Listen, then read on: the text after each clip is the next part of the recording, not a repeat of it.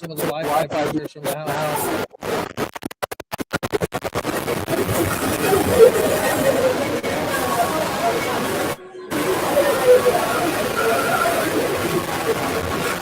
Well, we are technically live, pal. I mean, no intro? Apparently not. That's right. Yo, it's time to discover the flow.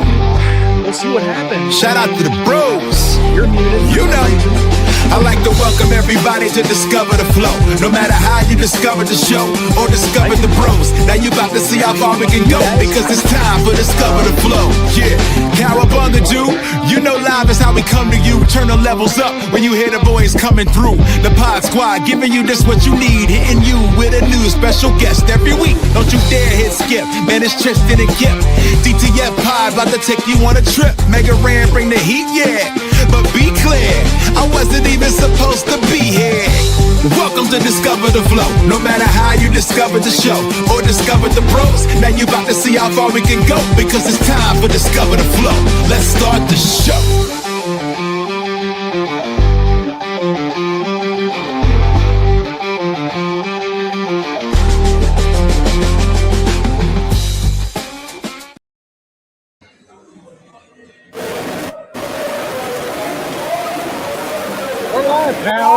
We are live now? Are we actually back up and running? We're actually live. Good Lord. Ladies and gentlemen, Discover the Flow podcast brought to you by Frank and Fuel. There's the name. Frank and Fuel. Frank and Fuel is one of our Frank and Fuel. Frank and Fuel is one of our new sponsors, and yeah. I hate your fake voice so fucking much. I hate my fake voice. Our new sponsors. I'm gonna be the Benjamin. We're here for the Royal Rumble. This is the best pay-per-view of the year. I don't care what anybody says. Not WrestleMania. It's the Royal Rumble. I have a fond spot for the Royal Rumble. I do too. On my birthday. Yeah. That's why I can always coerce my mom and be like, hey, it should be one of my birthday presents. The Royal Rumble has always been, to me, one of those really special shows, because it's got one of the most unique match styles ever devised. 30 men and women now. Every 2 minutes, a new athlete in the ring. And they change it out almost all the time. Sometimes it's 2 minutes, sometimes it's 5 minutes. But whatever the distance is, it's the fact that anything can happen, anybody can show up, and you can have any combination in the ring that you might never see throughout the rest of the year. You pointed something out to me that kind of has started bothering me lately. Is it the thing in the room? No, that's my muscle.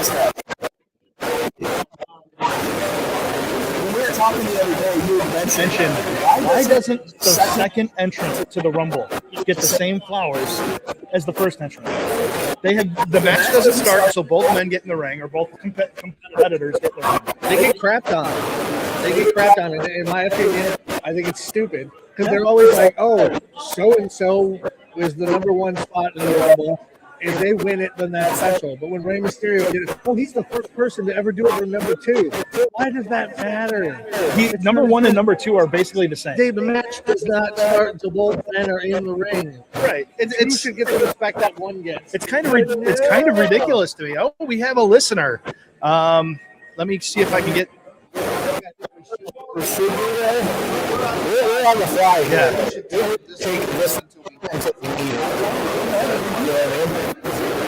We can just actually what we can do. We can just do this. Boop. There you go. Hey, did it boop? When I booped it, there it went. Now it booped. Ha! Wow, I was in 2 frames at once. I'm on the East Coast. I'm on the West Coast. I'm on the East Coast. I'm on the West Coast. Robin Hood Men in Tights. And if you can see, dude, check this out, guys. All right, I'm going to give you a cool view. Look at this. There's a 16 by 16 foot ring here. All right. Everybody's having a blast. We got over 300 fans that are coming in here today. They're going to friggin' rock this place. They're coming to see Rikishi. This guy, look at him. It looks like a dude from, what was it, the Bob Newhart show? He's checking out the ropes. He's not going to run them. No. Look at this dork in the Stone Cold. No, I'm just kidding, kid. This girl's judging us. She's definitely judging us. Huh? There's Joe. How is this? Oh my God. I just realized I'm on the wrong camera. I'm on this camera. So I'm trying to show these people this the whole time, and I still see myself. That's wild. I gotta switch my camera up real quick here, folks.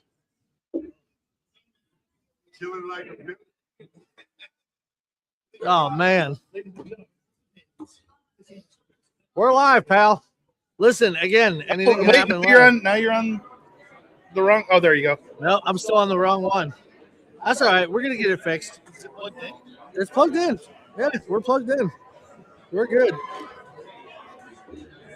Or maybe it's not plugged in. Holy crap. That is amazing. Ladies and gentlemen, like I said earlier, Tristan Hayes is a useless piece of shit. I mean, SMAR. He is a technological retard, ladies and gentlemen. I say that word with the utmost love and respect. Don't say shit on our live stream. Watch your fucking language, you piece of shit. Yes, this is not family friendly, folks. In case you hadn't noticed, we are horrible people. Well, he is. He's a terrible person. God, this Frankenfuel is amazing. All right. Now you guys can see. Look, we have over 300 fans filing in right now. They're coming in from all around the Midwest. This is going to be an awesome show. We got 2 theaters sold out. Right behind us, we got The Godfather, also known as Kama the Supreme Fighting Machine, or maybe you know him as Papa Shango. We got Miss Jacqueline. May or may not have had a crush on her when I was a bit younger. She's about 8 feet away. And then later on, so there was a flight delay, and we don't have Rikishi with us right now, but Rikishi's going to be here later on, and he's going to be doing autographs and taking photos and slapping babies and kissing names and all that other shit after the Rumble. So maybe we'll come back out and do a little thing with him afterwards. I don't know. We'll see. It'll be a good day, though, folks. It's going to be a great day. I'm excited. Can you feel the energy in this? It's the power of Hazemania pulling it down. So we're going to have an absolute blast here today, guys. So if you get a chance, man, jump on the live stream with us. Come hang out. Come have some fun. We're here until 1 p.m. when the Rumble starts. If anybody knows who Tony Rican is, please come and claim him. He's too short to get in the ring. He has to use the ring steps. We're tired of helping him. Look at him. Look at him. Look at him. See? If you I can't even zoom in on him. Actually, no, sorry. Over there in the corner, standing on that's Tony Rican over there in the black and purple with the yeet chain on. We're going to have a ton of fun today, though. It's going to be a blast, guys. So anybody who wants to come down, if you do, I think we might have a few tickets still left. Last time we checked, there was about 10 to 15, but call ahead if you're going to come out. So that's Hollywood Blvd Cinema in Woodridge. My connection is right now. I'm hoping that what I'm doing is stuff. Not that I'm that pretty to look at. God, I feel bad because Kip Stevens is popping in and out here. It's there's a lot going on here, man. There's a lot of people, a lot of juice being used. No, I didn't mean like gas to the gills. I mean, this is not the right industry to be talking about. Speaking of which, Tony Rican. Oh, there's Tony Rican. So if you guys need a you don't have to go outside and partake. Just walk up and down the Apparently, our fans are. According to Tony Rican, RVD has showed up in the building today in place of Rikishi, who will be late. it's a very relaxing time along that line. Real. Now, is that the smell of Matt Brill or the smell of our other sponsor, the CBD Trading Post? It's going to be the smell of your CBD Trading Post because it smells like it's quality. Ah, CBD Trading Post, where you can discover the flower, our own branded strain of marijuana. So, you know what goes good with marijuana? An energy drink. Could you imagine? That's just counteracting everything completely. Isn't that what killed Elvis? Uppers and downers? Uppers and downers. So if you want to die on the toilet, yeah. VIP caress pass. That's right. Very, very. I don't know.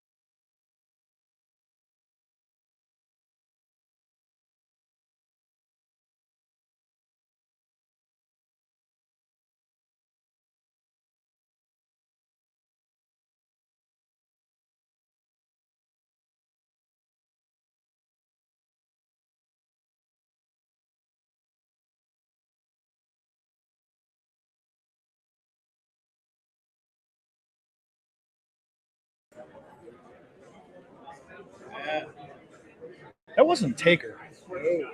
Taker didn't win it until much later on.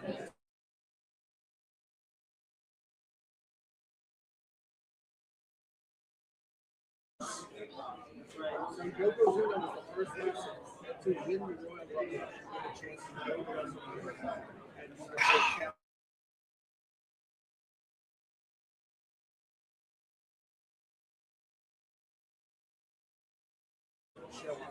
And And now this is in Saudi Arabia this year. They're going to dish out all the monies. They're going to get whoever they want. Pretty much, as long as they're not retired, dead, or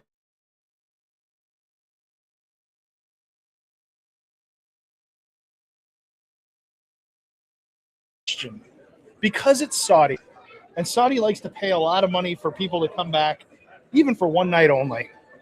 Who do you think is the most likely surprise entrant to the Royal Rumble? Every year there's a surprise entrant or two into the Rumble.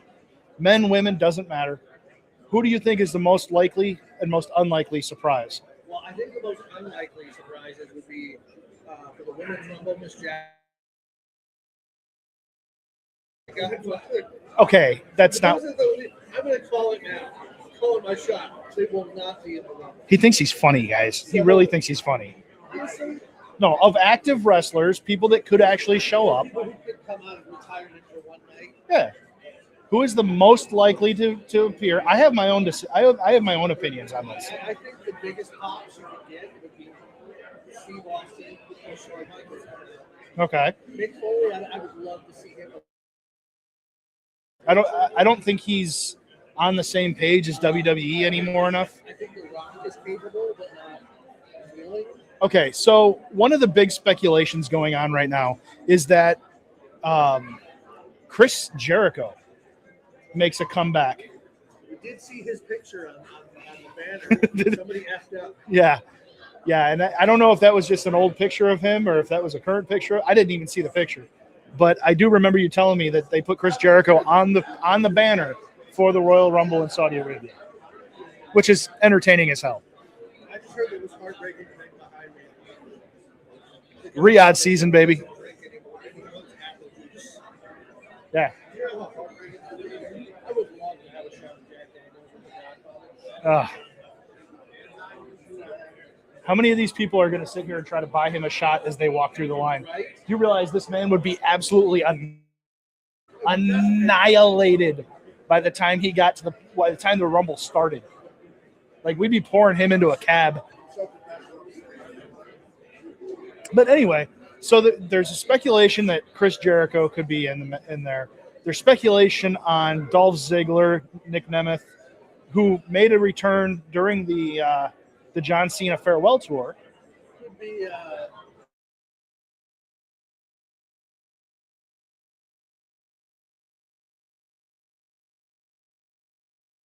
don't think he was in it last year. I believe in Joe Hendry. Yeah, Joe Hendry was Rumble last year. Yeah, he was. Remember, because somebody that we were watching with last year, went ballistic and claimed he called it because every entrant he kept saying, "This is gonna be Joe Hendry." This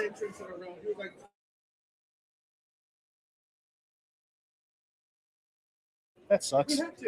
Did we have two? We had two. Oh, okay. Yeah. 2.7 million viewers on our live stream.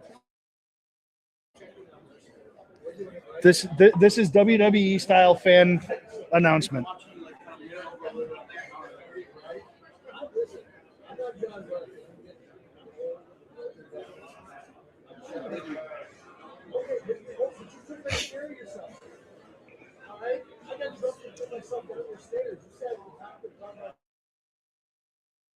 Down the stairs. You threw Prater down the stairs. Right in front of the gas cans, as a matter of fact. You guys sat in the garage with gas cans and shot bottle rockets off out of your butthole. I tried to get over there.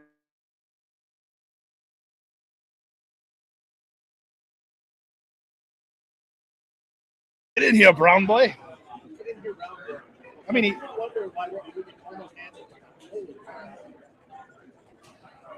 browner than I am. But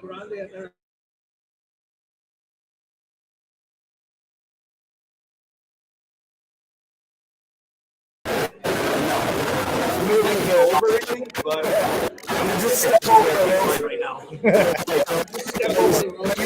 Tony Rican, ladies and gentlemen. You might remember Tony Rican from our third.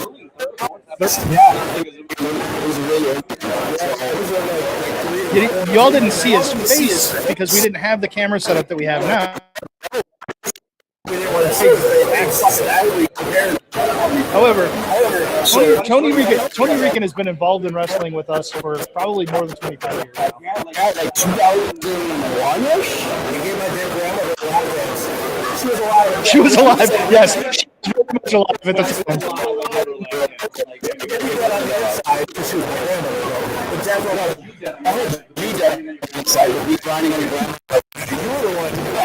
She talked about that moment, though. She loved that.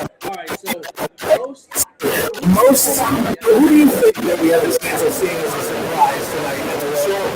I haven't been following a lot, but you guys can tell me I'm wrong, I'm stupid. But it's Jericho's contract over? Yeah. That's what I've been hearing, is that Jericho's deals up. And just like, I think Punk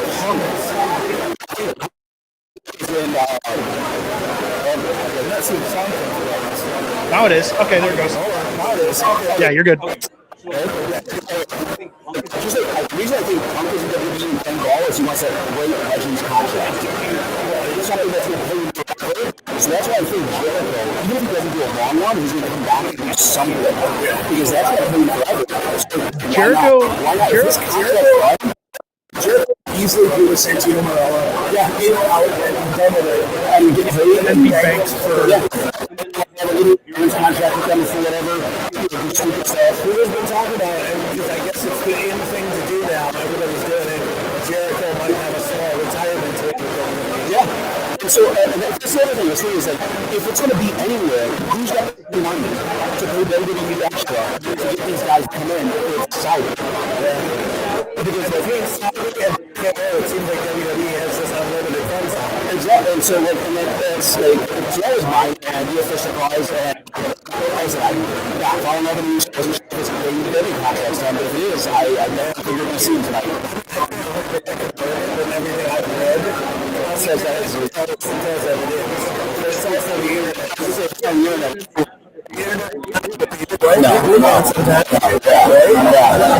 That's right. Yeah, so at first I know we're not going to see Rikishi and the Godfather. Rikishi might be there.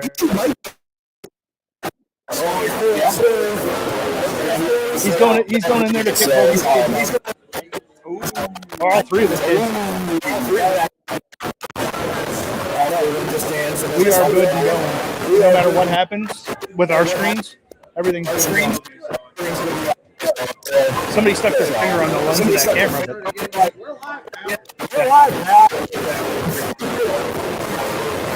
We got two listeners who are going to go away because they don't want to Listen. No, it's not.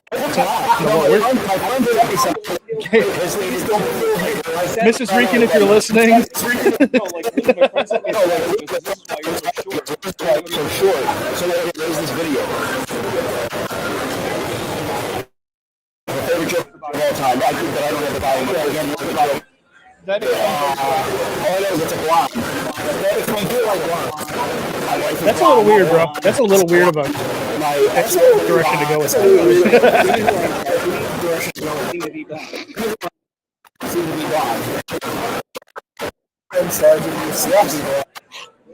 Tony Reekin is into being dominated by blonde women.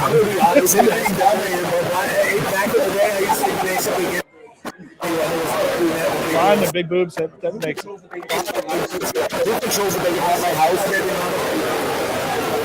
Controls the bacon house. My wife. Who tells me if I get to ejaculate in a room? My wife. When I go out comic shopping, if I want a back issue, who tells me if it's too expensive? My wife. So, and who tells me what to do at work? My boss. And then,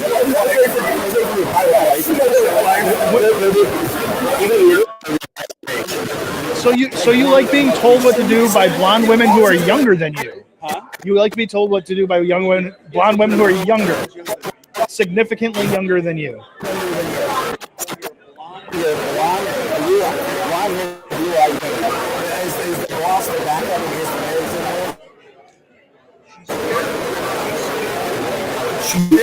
She's sweet. You're gonna get Regan in so much trouble. He's gonna go home. He's gonna go home and be told exactly what to do. That bag.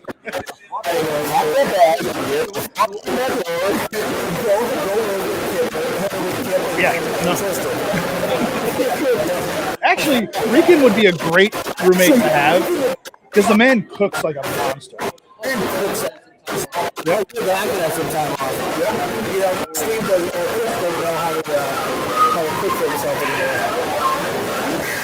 This is a misunderstood. This is a by a specific individual. We won't name Tom Heisman in this, but it was a mistaken statement. I had said to Tristan one day that first of all, you know it's hard to cook for one person. But we've been living in this kind of forgotten how to cook for myself, for one person. I make food for two people. So it's hard to cook for one person. One day he said something like, yeah, I gotta make something. Hold on. His exact word was, I don't know if I know how to cook for myself anymore. And he worded it poorly. Because immediately he was like, what I had meant to say was, I thought it was kind of like my daughter. I thought it was kind of like my daughter. My daughter knows how to play with my wife. So she takes off. I'm crazy. I like to use it. Like she moves. And part of my thought on it is, when he gets off of work earlier than I do. Take something out for one of us cook, but trying to cook for myself is actually a lot harder than I thought it was. Because I lived on my own for like 4 years, and I was cooking for myself the whole time. But you can portion differently, and you can get your meals ready to go a lot differently. So like for us in our house, I joke around. I pick light, my wife is so I was cooking. like a couple hours cooking, whereas she's like, okay, this is done in 20 minutes. Yeah, you actually go for the experience of cooking. She goes for the experience of eating. And that's not meant to be disrespectful, Mrs. Reekin. I know you're not listening. I know you're not listening, Katie, but Anything that has to do with yeah. Which it makes me surprised that she's married to you. So that's good. So, her friend, Kim, his boyfriend at the time, Mike, was debuting at so Kim had to go see her and debut at here's the funny part. You know what? Originally had a crush on Hades. And so Hades at that time was painfully shot. Jason Hades was a good looking dude. And so I don't know about now. Yeah, he's still very Okay. So Hades hasn't changed much. he's just aged like fine wine. more tattoos. He's grown tattoos. He's grown tattoos. His wife is not a tattoo artist. What's going on him? So I had to go back and forth, talking to him and talking to him, and then she just ended up asking me. This shy girl asked me out. Like, hey, I know it's your birthday. You want to go out to eat? That's such bullshit. I didn't have to put it up. All he did was talk. Everything you like and want, just go pass back. Yeah. I talk for a living. I talk for a hobby / secondary living. I talk all the time. Fuck you. It has to do with like my wife said the reason I can never play a heel is she's like, people don't believe you're a bad guy. I'm an asshole and I'm person's out there. I'm a jerk, I'm an asshole. But I saw that Why? You remember my leg drop? Before the leg drop, I was just the guy and then Please don't ever do that. Please take it.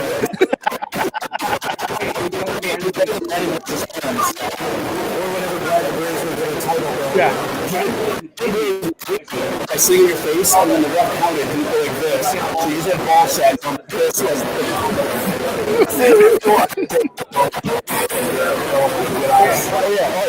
Ian, what are you talking about, studio, right? Yeah. From one of the, oh God, I feel like Fusion was Slappy, Slappy and then the Black Show. Which is funny, because he just,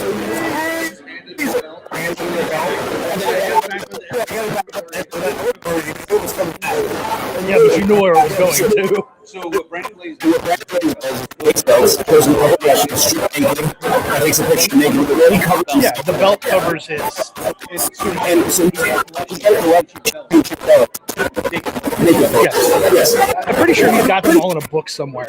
Like he has to have one. Like, I mean, they just like why would you do that unless you're gonna keep all those pictures? The weird album I got where it's the guys and the speeders and the cigars.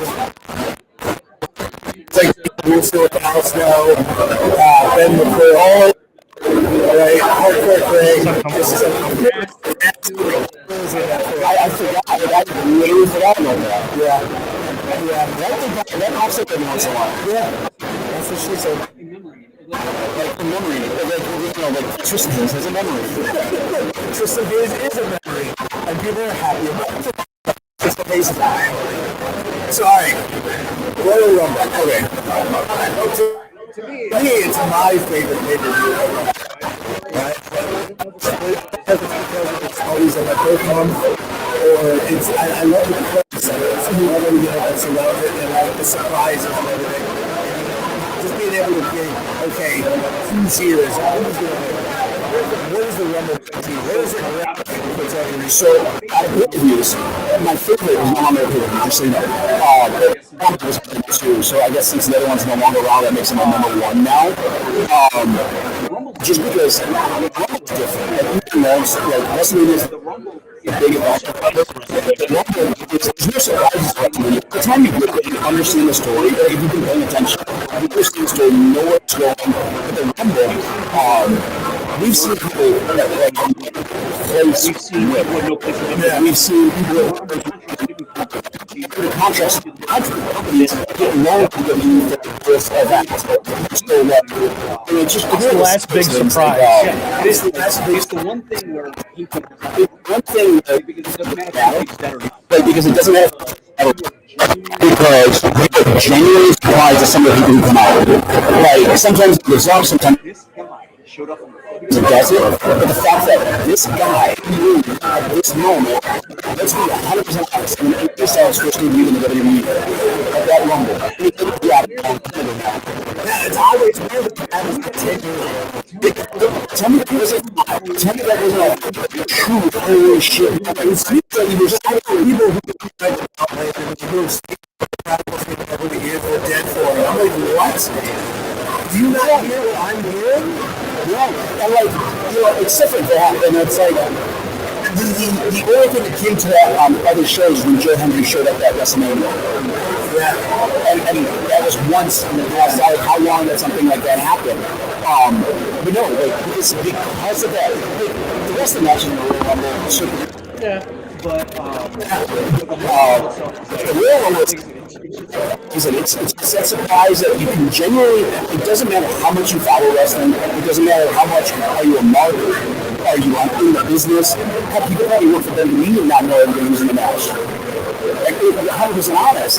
So it's something that actually genuinely surprises us fans that we can actually get into and be like, oh my god, I did not see that coming. So what was your first one? The original thing. The one night tournament.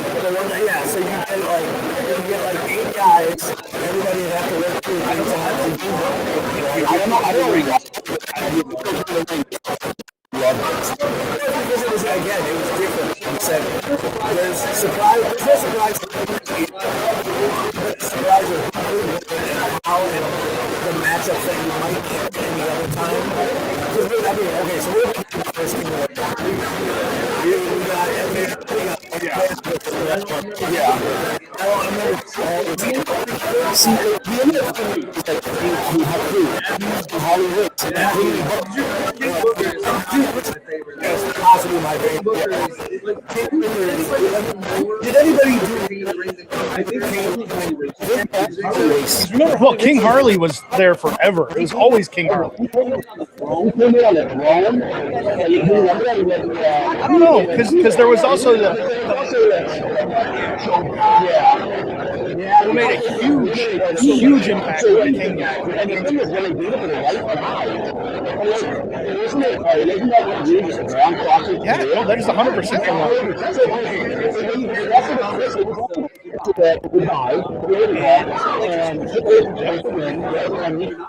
and then Austin went over.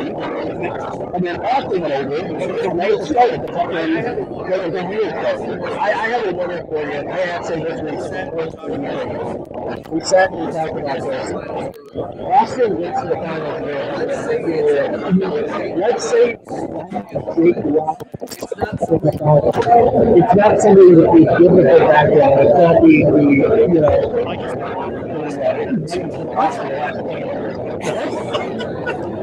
Is it really? I was watching and it's not popping up sound on my screen, so but it's been picking up through Regan's mic. All right, so let's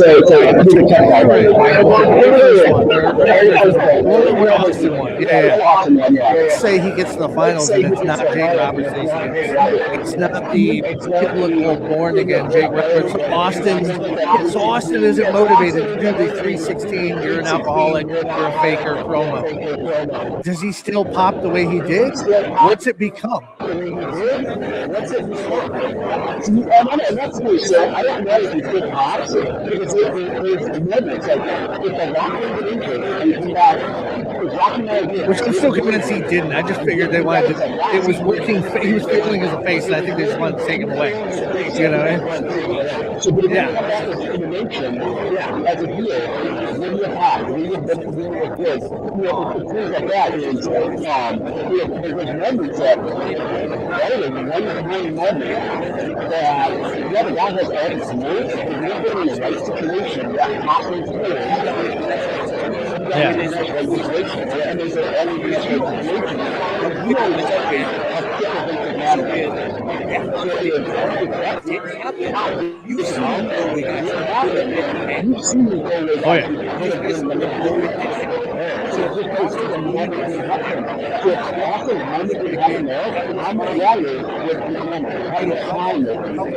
She said, you know what, fuck that. Yeah. Could we have seen Austin back in WCW eventually? Somebody just somebody hot that one time, if that you get top after the top, this is our guy. With the Hardy Boys, with Edge, one of the top guys too. Here's my thing. I think it's more for Edge. Would he have become the Rated R superstar and been the big heel and superstar that he is? Him and Lita in real life not done what they did. You know what I mean?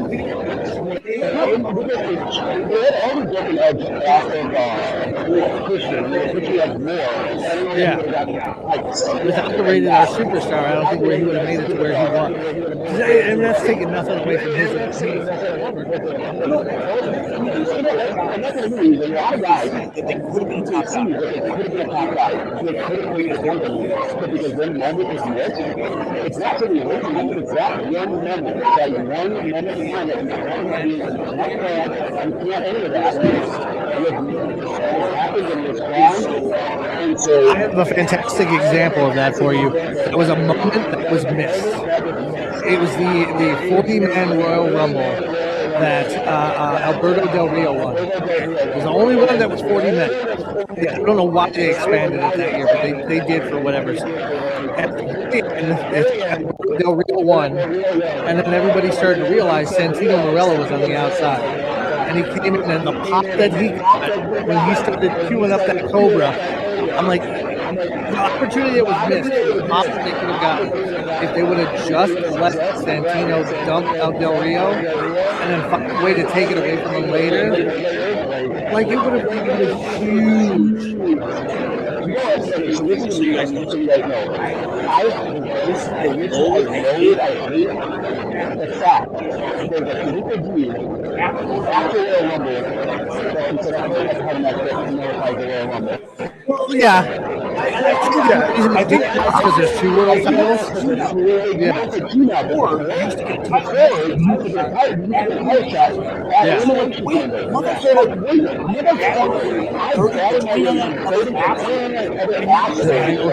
And you're gonna go through 6?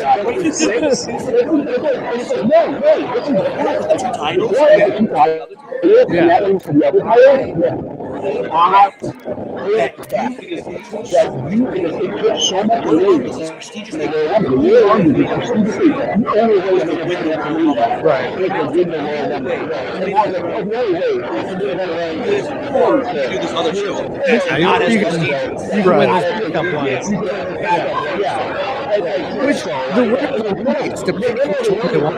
No matter what, it's like the secondary prize. You're diminishing whatever title that the other guy hasn't picked.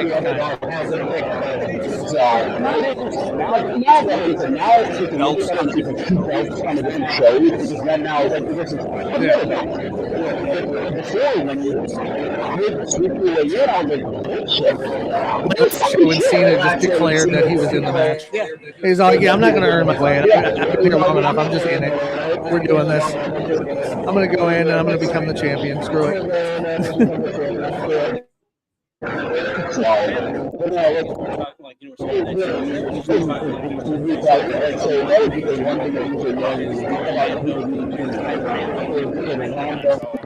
Well, I think we might have a problem with that microphone.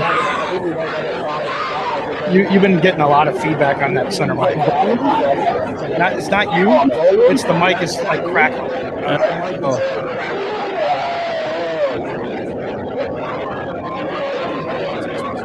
Is it just his mic? Interesting. What the hell?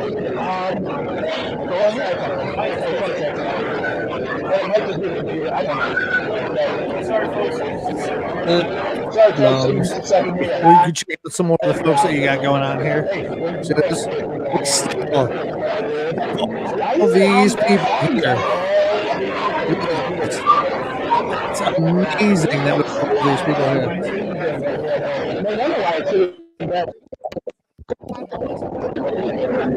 Better check mine. No, mine's on a 2 fine. 2 for fine. Fine. Yeah, for some reason this year. You stand right here. Just running on my name underneath. Now it's the best I've ever looked. So we're in and out of the ring. Okay, so we're gonna try this now.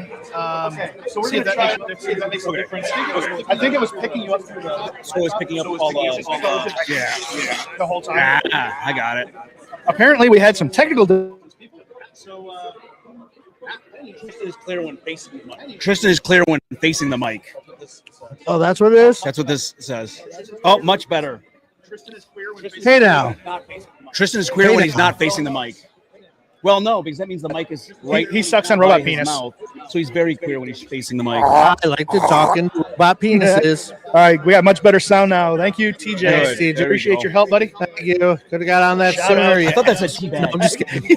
He I'm thought it just said kidding. teabag. I like to glance down real quick and I saw Let's be honest with our friends. You're wrestling well be- guys. no, Immediately thought no, it was doesn't. teabag. So, but no, Nice. like All right. Thank you, TJ, for your help. Anyway. bud.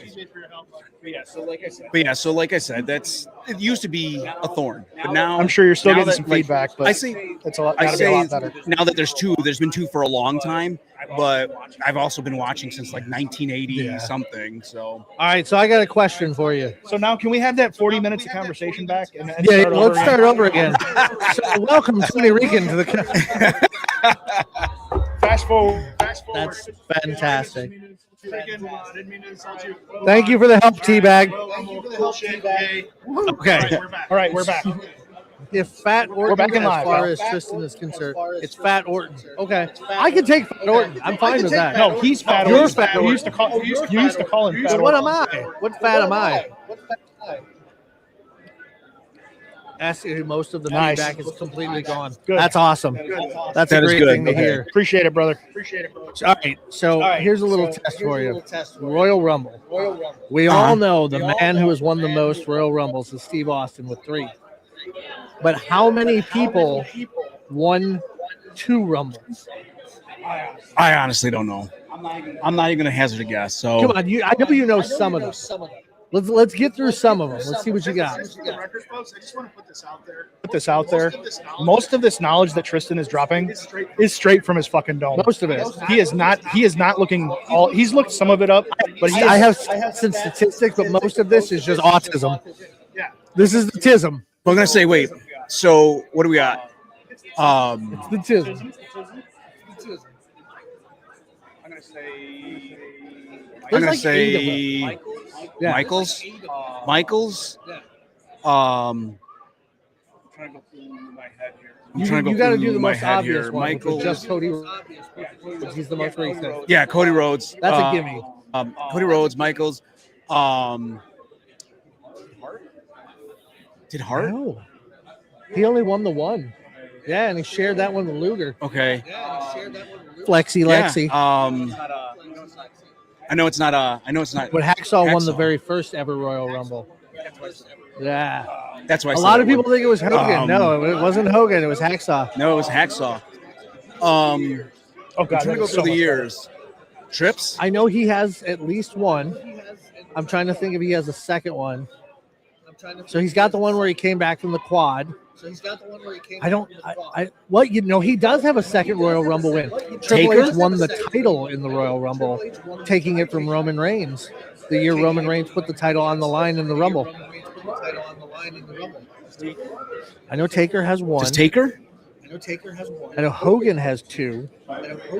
Flair only has Flair? 1. Yeah, Flair won Back in in the 90s, 1992, which is the first time the title was on the line. And we talked about this earlier too. The following year, 1993, is the first time that the winner got a shot at the title at WrestleMania. Not at the title. Which was Yokozuna. Okay. Did he win 2? No, Yokozuna only won 1. He won 1. I'm gonna bring a little cheat sheet for us. I'm gonna bring a little cheat sheet for us. Okay. 10 different superstars, one of 2. Hulk Hogan, Shawn Michaels, Cena, Batista.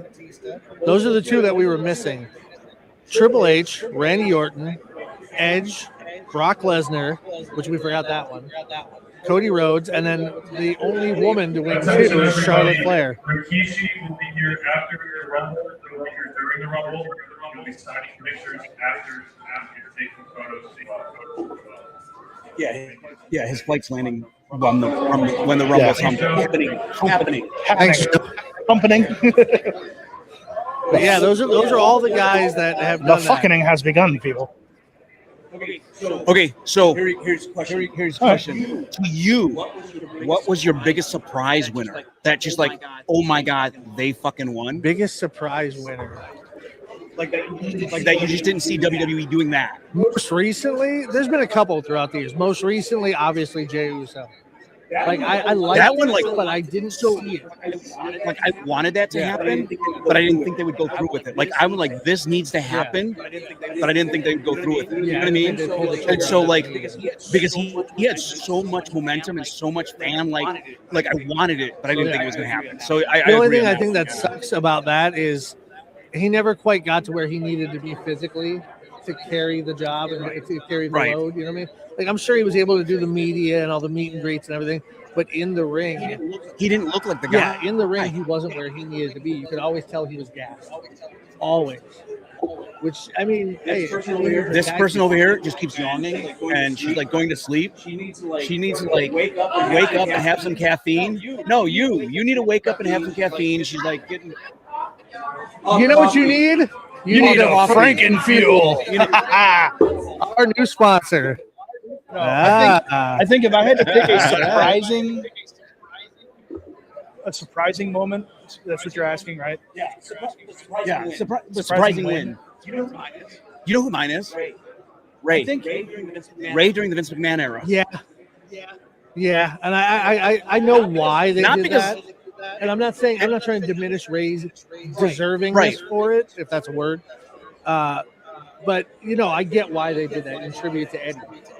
Right. No, 100%. I know that he's persona non grata in most wrestling circles at this point because of what he did or allegedly did. But Chris Benoit. You mean the year the Big Show eliminated himself? Going 61 minutes and 30 seconds in the Royal Rumble. The longest up until Gunther, as a matter of fact. Yeah. 2004, Chris Benoit, 61 minutes, 30 seconds. I think that was the most surprising one because that was the first time I really paid attention and watched somebody go a distance. And that's another one where somebody went from number 1. Yeah. But what we were talking about earlier was Rey Mysterio went from number 2, and it doesn't mean as much to the world as number 1. Which is the number match 1. doesn't start until they're both in the ring. They've been in the same amount. It's so annoying. I get pissed about that one. It bothers me. Well, yeah, because like the guy number 1 just stands there and waits for number 2. Like the bell hasn't rung, the match hasn't started. They are equal. It does not matter. Are they going to end up opening the kitchen here? Oh, I'm sure they are. The kitchen during the Rumble? Oh, yeah, because I'm hungry. Regan's being a fat ass. I'm trying to be a fat ass. Get Freddy's fingers in fries, son. Carbo load. What is it? That's the chicken strips. Yeah. That's what Chicken strips. Yeah. did when we They're did your party. Because I was like, at least then, like, I'm not having as much like carb. Like, it's not a bun. It's not straight bread. Right. It's chicken strips. It's thick breading on the chicken strips, but it's a breading, not right. It's like you bun. Big ass bun. So we have somebody here who is a woman who was one of the first ever to hold a men's title in the WWE. She's the first and only woman to hold the cruiserweight title. Yeah. Just like China, who's the first and only one to hold the Intercontinental title. Which brings me to the Royal Rumble. China being the first woman ever to enter the Royal Rumble. Do you think that was the right one and the right time? I thought you were going to go the other way around and talk about Andy Kaufman holding the women's title. It wasn't the women's title. It was the World Intergender Championship. Yes, that's it. Yes. I thought that's where we were going with this one. No, China being the first one. Showing our age a little bit. Good God. China being the first one. Men's Rumble. The men's. But there was always only one Rumble up until the women began to gain prevalence. Yeah. Even during the Divas age, there was no women's Rumble. No, because it was just they were. Because let's be honest, the divas. No, because it was just they were I hate to say divas. They this weren't this way, wrestlers. but the divas sucked. Yeah, it was a bunch of titty it was models so- and a I had handful of good wrestlers. That's it. For the whole time. So I had a fan ask me this, and I have a fan like who I'm not gonna just because like I have actual conversations. And he's a good guy. He just doesn't always know. But he's like, do most women get in wrestling now just for the attention? Not anymore. No, now it's They're athletes. athletes. Here's the These thing. women, I'm gonna say 90%. I'm not going to deny the fact that most of the women that are wrestling right now are gorgeous. They are model hot. But Even if they you just happen to be Yeah. gorgeous, they're just Well, they're amazing. That's the fucking thing. athletes. That's part of the package. If you're going even to if be you on just look TV at in front of our people- line here now, a good 40% of them is women. A good 40% of the people in line is women. Yeah. Like wrestling has always been for everybody. It's just Right. I think women have more come along the lines of it used to be, oh hey, men in tights, how you doing? Right. No, And now Yeah, they're right. more No, no, knowledgeable. They really it was enjoy always kind of believed that women going to watch wrestling. Yeah. Right. They were so when I But those women going and watching, those little girls going and watching these guys beat the living crap out of each other are now in the ring beating the crap out of each other. Sometimes better than the men And do. I hate saying it because I'm not trying to be disrespectful, but there was a time when women's wrestling was an absolute joke. Oh, absolutely. It was a It was. non-factor on television. It was a non-factor. and the thing that sucked, and the thing that sucked about that is there were a few women who were amazing. I was going to say, they were the weird amazing. thing is, women's wrestling they got originally watered started out. Women's wrestling originally started out legitimate. It was just as legitimate as men's wrestling. Fabulous Moolah, Mae Young, that generation were actually women getting in the ring and kicking the crap out of each other. They did not have the model aesthetic that women now have. looks right. It was legitimate. And then women in wrestling became legs, became eye candy. You know what it is? A bunch of the workers brought their wives on the road with them, and they needed a valet. They needed something and for her to do. couldn't- Do you know what you need to read? There's a comic book. Crimson Cage. Crimson Cage. Crimson Cage. It's a graphic novel about wrestling. The I'm big making sure I got the problem, name though, right. is women's wrestling regressed to a TNA show. Yeah. Not total nonstop action, tits and ass show. Well, they even admitted it at one point, but like, we're not looking for athletes. We're looking. This is a model search. Right. That's what we're looking. That's for. what the We're diva looking search for was. Beautiful women. Yeah, the diva search was a model search. Now they're recruiting like D1 athletes. Like they're amazing people that are coming in. And women's wrestling now, there's times when it's better than the men's. So I'm going to tell them real quick what this is. So it takes place during the territories in late 80s, and they have analogs for like Flair and all these guys. And it's Louisiana territory about a guy who wants to beat the top man and the Sisters of the Forest. Like, so it's very much I can't remember. It's literally Shakespearean play set to pro Nice. wrestling. It's amazing. It looks amazing. like it's kind of got an 8-bit aesthetic to it. Yeah. The way if you look at the picture, that kind of looks like it's got an 8-bit aesthetic. Sorry, my ADHD kicked in there. Like We all suffer a little bit, right? Macbeth. Yes. It's pro wrestling based on Macbeth. Yeah. Yeah, please. So like I said, I was just being dorky, and I just finished reading that one, and it's and basically this guy's told like you'll be a world champion someday, but it's gonna be fleeting, it's gonna be gone. Your buddy over there, who's nobody, a piece of shit, he's never gonna be world champion, but he's gonna have the greatest legacy ever. And so like the wife wants to be champion, so she's like pushing him, and it's just like it's really good. And again, I apologize. It's really good. Yeah, I mean, but you're right. That's a very Shakespearean story to tell. The art aesthetic I liked. It looks really cool. I'm gonna have to look that one up. See if So like if you look at the interiors a little bit. Oh God, yeah. See, and when it comes to comic books, we've talked about this a million times. I'm more about the art and the story. It could be the most dog shit character you've ever heard in your life, but if it's good art and it's good story, I'll read it all day. And you're all about it. So and like I mean, you know me, I've got almost 20,000 books. So Yeah. I've actually like backpack. I've got here. Uh-oh. Uh-oh. Just in case, because I didn't know like what I was supposed to be doing today. So you brought this week's This week's and some of last week's haul. So you know where my notes sits. yeah. Nightwing. Nightwing's my guy, guys. Thor, Jinpei, huh? Gotcha Man comic book. So they did a one shot for each of the characters. So like obviously Wrestle Heist. I don't know what that is. I just saw it. I had to grab it. Okay, X-Men. Oh, that's a new. It's the first issue. Okay. Oh, I'm sorry. A receipt that fell out. Out of first runs here. First issues. Yeah. How's the Masters of the Universe one? That is introducing. Remember the original toys where there was a dark sword and a light sword? This is reintroducing Skeletor's dark sword. So that's been going good. Conan run. Obviously, I'm a Conan. Yeah. Well.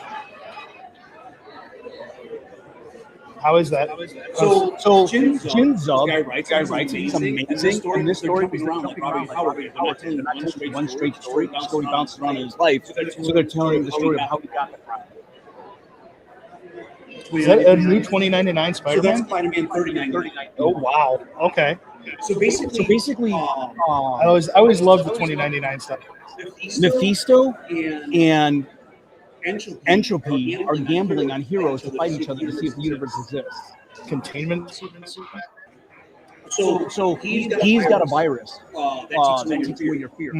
and so he's trying to be Batman with no fear. And the problem is, I know that I need to have this fear and I need to worry. And so he doesn't want to contaminate anybody else. But he's still trying to solve it. You know what I mean? Infernal Hulk sounds like it's a good So good potential story. What it is a demon took over Hulk. Sorry, I found my next favorite book. Huh? My next favorite character. Punisher. And that's Punisher Red Band. Yeah, I saw that. And if you don't know, Red Band comics are. I'll leave for just a few minutes and Tony Regan's whipping out the comic books. Sorcerer Supreme with Scarlet Witch. Oh yeah, this Sorcerer Supreme now. That is a sharp cover. I specifically picked that one. Foil Iron Man chest. See you go away. We talk how. See you go Right? away. We talk Right? how. I was like, wait a minute, where was the comic book talk when I was here? He showed me this week. He showed me this week. That's this week's run. Yeah. For me, that's like a couple of months worth for me. No, that's like a And for him, that's like a week and a half. That's a week and a half. Yeah. He's like, I got 11 in my box this week. Next week it's gonna be 23. So I'm only 47 issues away from having the full run of Volume 1 of Captain America. So I bought 2 long boxes, all white, no logos on them. I'm gonna have all my friends who are artists draw Captain America stuff on the boxes. So I guess they don't want to see us. They want to put everything out of The the way. Godfather. Would you want a picture of us if you were trying to get a picture of the Godfather? back of our heads too. Right? It's my best side. But he's gonna get us kicked out of here.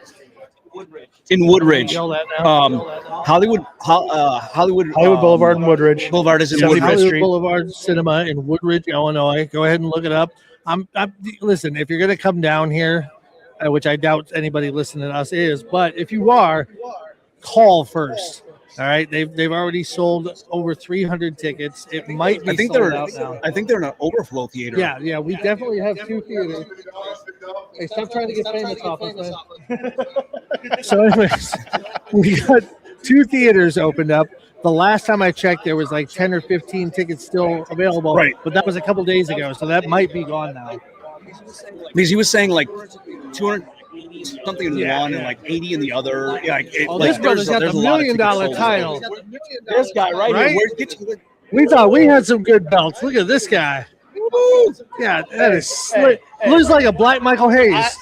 Look at him. I gotta say, I will put up the brown strap big gold against any other title in the history of wrestling titles. In the history of as being even the most winged beautiful. eagle. Even the winged eagle. Even the winged eagle. Damn. Do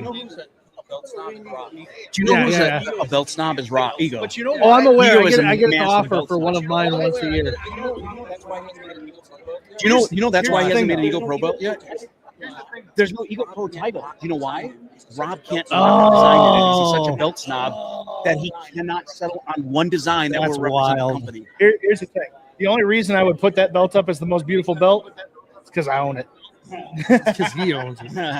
I'm gonna. If I end up with a winged eagle, that's gonna be a different story. I'm gonna automatically eliminate the one that I'm holding currently. It's not bad, but this isn't a wrestling title. This is more of a lazy curmudgeon piece of dump title, which is what I. Where's that? I want to eat cheeseburger titles. I want to eat and fries title. I want it now. I'm sitting behind. I'm sitting in gorilla position. Is that the? Only for you. This is why I sit in gorilla position title. That's what this is right now. For me, this is where I'm at in my life and in my career. I thought that was Willie the Bomb for a second there with the black version of the world title. The black leather, just for the record. Willie? I haven't seen Willie in forever. Right? From the side profile? From the profile, I thought it was Willie the Bomb Richardson. He always owes me a potato. See, we got a bunch of people still filing in. Over an hour later, they're still all filing in. And they're still coming. They're going to. Yeah, they're going to. They're going to be doing because there's 2 more hours of this. Because the Rumble doesn't Rumble doesn't start till 1 p.m. Central for another time. 2 hours. Yeah, so we got quite a bit of time left. So we've only been running for. I'm telling you, this dude looks like he dresses like Michael Hayes. This brother right here. Look at him. Did you see? And the only reason I think of this is because Michael Hayes. What? Big worm? Yes. And the only reason because you said Michael Hayes, which made me think of a wrestling match that opens a movie. The images of Henry Cavill as the new Highlander. Yeah. Now, yeah. When are we getting that? Because he just finished Voltron, right? Right, and then Highlander got delayed because he got injured on set. And this is not a remake because they want to make a remake. This is a passion project for him. The 2 things he loves is Highlander and Warhammer. Amazing. I love how big of a nerd he is. Him and Joe, what's his name? Sofia Vergara's ex. Sure. Joe Manganiello? Oh, Manganiello. Yes. Yeah, Manganiello. He's a huge like him nerd. And Hardwick and Vin Diesel all get together. And And then the fact that Cavill plays Warhammer, like, it's like nerds are cool now. Nerds were always cool. We just weren't always as good looking as we are now. Well, we had a bad name because a lot of nerds. Well, yeah. No, I've been to C2E2. Remember the smell you said in the line earlier was a little about I don't know, around 4:20 later on this evening. Yeah, no, it's like that, but funk. There you go. One year we went to C2E2. Him and I went to C2E2. And we're walking in, and you got to go up the escalator, right? Him and his kid got on one escalator. I got on the other trying to be a smartass to get up there faster, right? I got behind this dude. And I'm just going to describe what he was wearing, and that's going to be enough for you. Sweatpants, New Balance shoes, a too-tight T-shirt, and some kind of Spider-Man mask or something like that on his face. And his name was Tony Regan. I'm not going to say how big he was, but he was a big dude. He was probably about the size of that guy that looks like Willie the Bomb over there. There you go. He's probably about the size of the guy that looks like Willie the Bomb over there. But hey, hold on 1 second, bud. You need a better title to hold. There you go. Give him the IC title. Hold that one up. Yeah, hold that one up. Hold them both up. Yeah. There you go. There you go. There you go. We got some young fans here hanging out, having fun. Yeah, there you go. You're welcome, man. Who you excited to see tonight in the show? Jay Uso? There you go. We were just talking about his win, about how cool his win was. Can you give us your best yeet?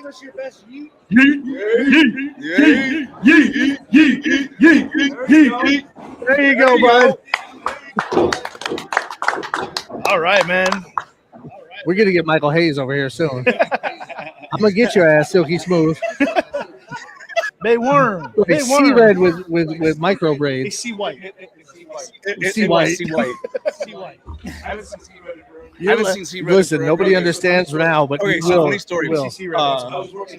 I was working trauma. Oh God, that's a And, transition. remember the old war building? Remember the old war building? I was working trauma in the old war building, and I was supposed to drop kick him in the back. And he moved. And I missed. That's a big move because that's a lot of And he point was to like, miss. I ran, I jumped, and he stepped forward. Right when I jumped, so I missed. And then, like, I landed, and I'm laying on the ground, and I get up, and he's waiting for me to drop kick him, so I just yelled out, I'm like, darn it, I missed. And he just started breaking up. He couldn't do anything. He's like, when he gets to the back, he's like, why did you do that? I said, so you weren't waiting for the drop kick? So you knew I missed? Oh my gosh. Do you remember we were just talking about this recently? Big Don, before he lost all the weight, when he would take people to Titty City, or he would would hide foreign objects underneath his boobs. Objects under his titty. That was amazing. Hey, He broke my toilet. He leaned back and he popped holes in it. Good Lord. Good Lord. Oh man. How many wrestlers have destroyed your home over the years? A lot. There was just a townhouse. Yeah, that's the thing. The townhouse was the after I party have spot. noticed limited invitations to the new house. The new house is nice. No. The townhouse was like as close to a wrestle house as you could get because Pickle lived there. Yeah, I knocked Shirley, Pickle's door. Shirley and Ego crashed on Yeah, my couch. I've I crashed there knocked before. Pickle's door out of the frame Yeah. with my head. Yeah. I mean, it was already beat the shit because people would walk up and punch his door. But I literally put my head through his or off the frame. Good Lord. At that point, Rican looked at me and goes, I don't give a shit. There was a. It was a massive party out. We kind of talked about this earlier off camera and off mic, but like back in the day, like we couldn't have existed the way we did back then. Now, Yeah, no. we would have been canceled. There was no way. Like, there's stories we can't. I said, like, I had the guy, one of the old wrestlers, tell me, "Oh, I never did anything that would have got us canceled." Like, bro, you were the first one who would have ever got canceled. Like, I didn't do anything. Like, you did it all. See, I told you we were. Like, you I knew he was existed. going to get in the ring. I knew he was going to be one of them. There it is. I knew it. Oh, look at that. I knew it. I mean, okay, Ren Jones over at AEW calls himself the swag champ. This is the swag champ. Is the swag champ. See red. Take That's the notice. swag. This man. Look at him. Look at the shoes suede on him boots. too. Look at him suede boots. He shoved those boots up your ass to show your inside some style. This man knows how to dress. He knew that coming to the Royal Rumble wasn't unfair. You show up to the Royal Rumble, you dress to impress.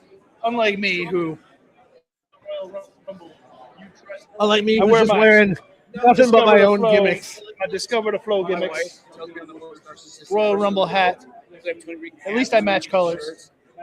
Like if you watch my videos, I got the Tony Rican bobblehead that's in there. It's like, how are you such a narcissist? Why would you not use that though? That's good branding. In the world. That's good Like, Tony branding. Rican's got this. Yeah. I'm Like, like, we there's a just- little I'm Tony surprised Rican. you're not wearing my We just tag. got our own poker chips for the cruise that we're going on and stuff. You know what though? Because I have to constantly get them remade because they get dirty and all that. So I started wearing them only for the videos. Or like if I'm doing a sick signing, just Hey, look, it's Because- it's the belt they sent me by Alright. mistake. So It's the belt they sent me by it is mistake. the exact one too. Here's my question: favorite belt design and least favorite belt design over the years. It doesn't have to be the world championship. It can be any belt design. Because the ECW Those are fantastic. tag team titles. But the WCW hardcore title was like the biggest slap in the face because it was like the Temu version of the Oh my God. ECW world title. Yeah. yeah. Yeah. To this day, God, I the don't even Winged know. Eagle is still my favorite. That's still my all-time favorite. That's probably like so. Yeah. I've seen like MMA style belts, like not the giant, like more like God, I'm trying to think of it. Like it's just almost more like it's got the crown. It's more like on a it. boxing title. Yes. Yeah. MMA style looking. Yeah. In between, And like it's that in between the flashing wrestling title and You know, and the as far as MMA titles go, I think the BMF title is probably my favorite. do you know who's got a really good one was Yeah, one. I've said this before, and I think I hold it true. Boxing used to be the sport of kings, and it was like the biggest sport in the world. I've always wondered, they have the worst looking belts. Like, could they have benefited from nicer looking belts? Yeah, I've seen that. I've actually seen that one recently. That one is it is about this one, but Yeah. I really dig this one. Because it's got a good mix of like UFC, wrestling, and boxing all together. It's like a weird hybrid. Yeah, they have a few designs, but this is the one that I enjoy. That I like. Kip gives So- off Captain Lou Albano vibes these days. You're not wrong. I kind of try to shoot rubber bands into his beard all the time. That's the one I like. Yeah. The BMF title. Okay. Like and that's the thing is the title doesn't need to be overly More simple it is too sometimes much going the better it on. looks. And then I like the lines on the side and everything, so it feels regal. Yeah. It feels like it's the titles have You know, that one has the lines. It's like it's important. You know the NXT UK Championship. No, the NXT UK title, the one that Gunther used to hold, that was a real nice version of the modern day shape. Yeah, that was a nice version of the modern this? day shape one. Their Yeah. tag titles have a real unique look to them too that I really like. Because those were pretty cool. No, I like Well, this yeah, a lot. 'cause- Yeah, I do like this one. Yeah, Okay, yeah. Yeah, that. It's got the Herald. It means something. Yeah, that's what that's Sorry, guys. I'm gonna go watch Zootopia. I'll see you later. Sorry, you guys. son of a bitch, you said you were going to wait for See you me. later.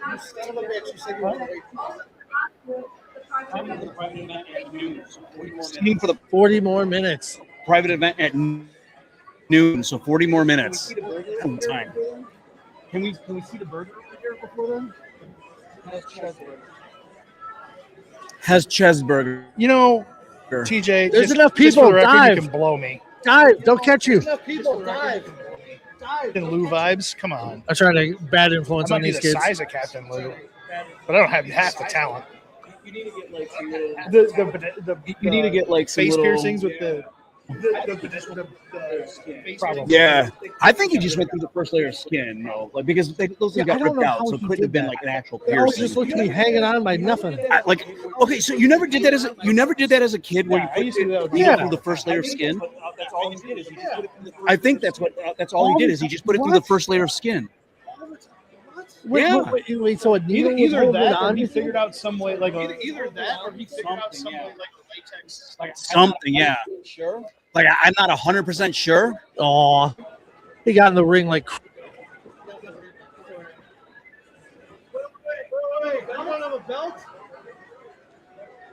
Hold on. Hang on. He needs a belt. Aha. Go. See what? We've created. We should have brought up in the bank briefcase. I should have brought my Nova Award. I should have brought my Nova Awards and put them up behind me. Right? Manager of the year. Like now I'm looking up to see if I can see. Like now I'm looking up to see if I can see in pictures like exactly what it was. You're lucky I didn't have my money in the bank briefcase. You're lucky I didn't have my money in the bank You're right. briefcase. Yeah, that's like You're right. It's a weird look. Like Wait, it was weird. it with a safety pin. Yeah. That's He what would put the safety pin through the first layer or two of skin, and then hook the rubber bands to it. around. Yeah. Well, and that's what I figured because I've seen it get ripped out, but it doesn't bleed. According so it to can this, only be he a did couple that layers of after he skin. saw a homeless man in the Bowery do it. Like he saw a homeless man doing that to himself. So did you ever read Piper's book?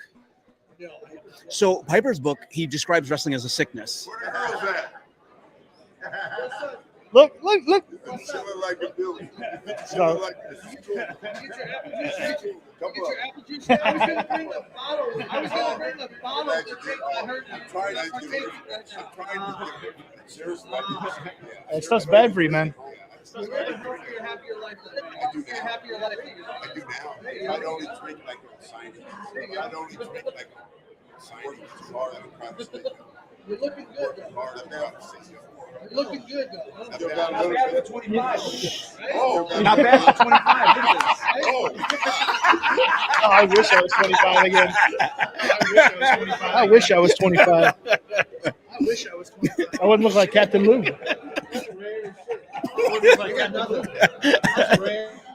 That was fantastic, by the way. Tony Regan's burying me. Don't eat Regan ruined my wedding. But what I was saying is in Piper's book, he calls wrestling a sickness because you have to be sick to do this stuff to yourself. He was talking about the time he was in a match. I forgot who it was with, but the guy grabbed him and dragged him across the floor, and it was a smooth concrete floor, but his face was rubbing on the smooth floor. But it was smooth, so it didn't do any like. And he goes, "But I got to sell this to the fans that this happened." So he went to the bathroom, grabbed a Brillo pad, and just started going like this. And then he came out. He gave himself a huge abrasion, and then he came out like, and he goes, he said, because who the fuck does this to themselves? Why would you take a Brillo pad to your head just to make people believe that you got hurt? You know, and it's like Kayfabe. You know, so my dumb ass, I did once too. Some people live kayfabe. Remember when I got hit in the head with a bowling ball? Yeah. Yeah. My favorite one that I would do is I had a dream night like 3 or something like that. Yeah, I scorpioned myself. Did you break your elbow or something doing something like that? No. I popped the That bursa might be sac. what it was. Luckily I never broke anything.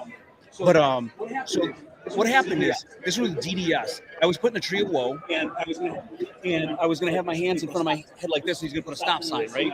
The stop sign, the rest of my forearms. And he was gonna bowl a bowling ball in, and it was gonna hit the stop sign. Yeah, I'll probably get some bruising on my forearms or whatever, you know, from it smashing. So I'm hanging in the tree of woe like this. He comes over and does this with my arms. And he puts a stop sign, and I figured, okay, he's gonna bowl it to the side. This motherfucker shot put it. He shot put it the bowling ball. So I had this hematoma. Like, I had this massive hematoma. And I kept wrestling like that, by the way. But then everything was healed by the next time we came back to the NSPW. So I'm sitting here going, I want sympathy. I fucking got a Brillo pad. And here's the fucking thing. I gave myself an abrasion. Every one of these fucking fans believed that their abrasion was from the fucking bowling ball. Here's the thing: if you want to believe something, you're going to believe it. There's no question about that. What was it? I was an interview with The Miz.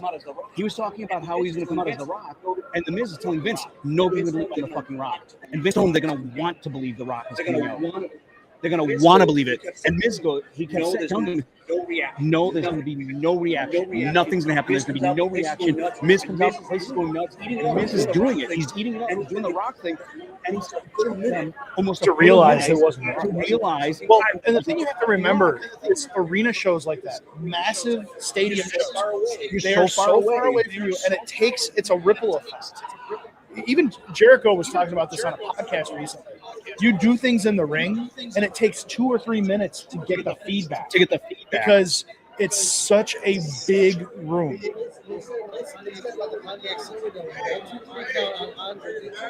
took them 3 seconds to be able to hear that at the top of the building. Yeah, so this was it. When the Miz came out as The Rock, he said nobody was going to buy this, And it worked. They came out until he like ripped off the glasses. Yeah. And it's like, because they popped like 2 or 3 times for it. And then he pulls out the glasses and finally people start like, oh, man. Boo hiss, boo hiss. But no, like as you say, so that people want to believe this. They want a reason to believe it, so they're going to make. We've been working for the last 25 years. They want to believe you are bigger and better and stronger, and things affect you in ways, even though they don't. Like, we know what we're doing. we know where the Yeah. the shine is made, so to speak. We know the real stuff. They want to believe it's all real, so they keep coming back every month after month after month or whatever, and we'll continue to enjoy it because they want to. They want to have a story. They want to keep buying They into want a it, story right. to be told. So no. Everybody wants to say that wrestling. You know, they know who's going to win. They're not winning. But here's my answer to that. Do you go to Disney World and watch the Indiana Jones stunt show and go, "Oh, this is fake"? I go, "Oh, this is fake." We are standing in the mecca of fake. We are standing in a movie theater of all the places in the world. Moonshiners. That's the one I've been. I don't like fake stuff.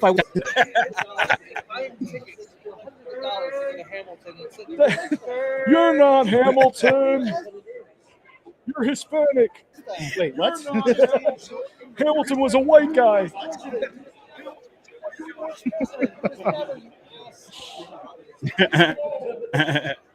No, but So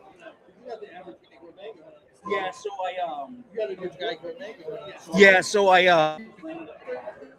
I'm working on. So I actually just landed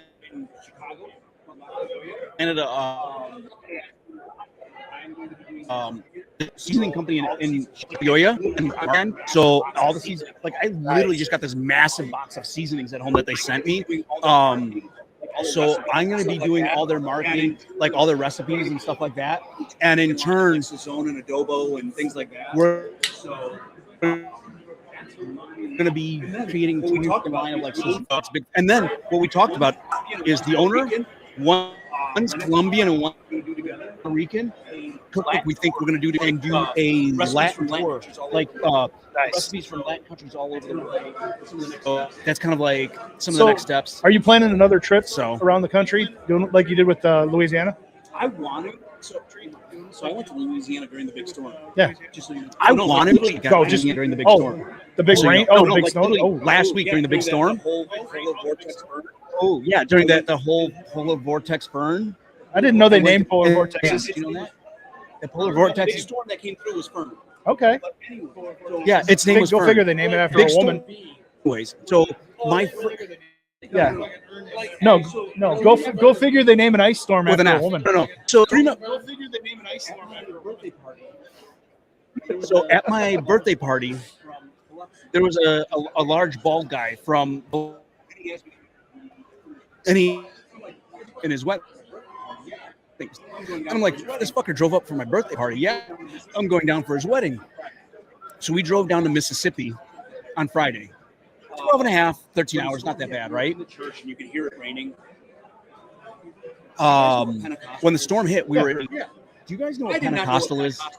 That was a groomsman. I did not know what Pentecostal was. I was a groomsman in this wedding, and nobody gave me the heads up on what Pentecostal is.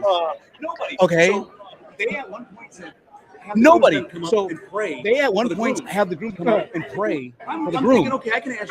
I came up Catholic. I'm no. They're like, give me your hand so I can anoint them. This guy has a happy marriage. Oh yeah. There's a lot of laying out of hands. Like, and your hands shit so I can- going on there. And I'm like, what? So I put my hands, and I'm like, okay, Jesus. What do you mean? What do you mean? Start praying and Anoint them in oil. Yeah. And I was Jesus, let this praying in tongues. And I was very confused. I had no idea going in. And I'm in the middle of this as they're praying in tongues and dancing. And then my shoulders, like, what about holding your hand like this for a while? We're old. My shoulders flaming in pain. And so finally the pastor's like, no, Jesus. I'm like, okay, this is the end. He's speaking English. That's where it starts. This is the end because he's thanking Jesus. He's speaking English again. He's speaking English again. He goes, and we would like the congregation to come up and pray upon them. And I'm just like, oh my God. Oh yeah. Oh yeah. And so, but anyways. Oh, and Boomhauer's real. So we're in the church before. Average Guy Gourmet on YouTube, Twitter, YouTube, Instagram, Facebook. Amazon Just look up books. Average Guy Gourmet. Yeah, Amazon.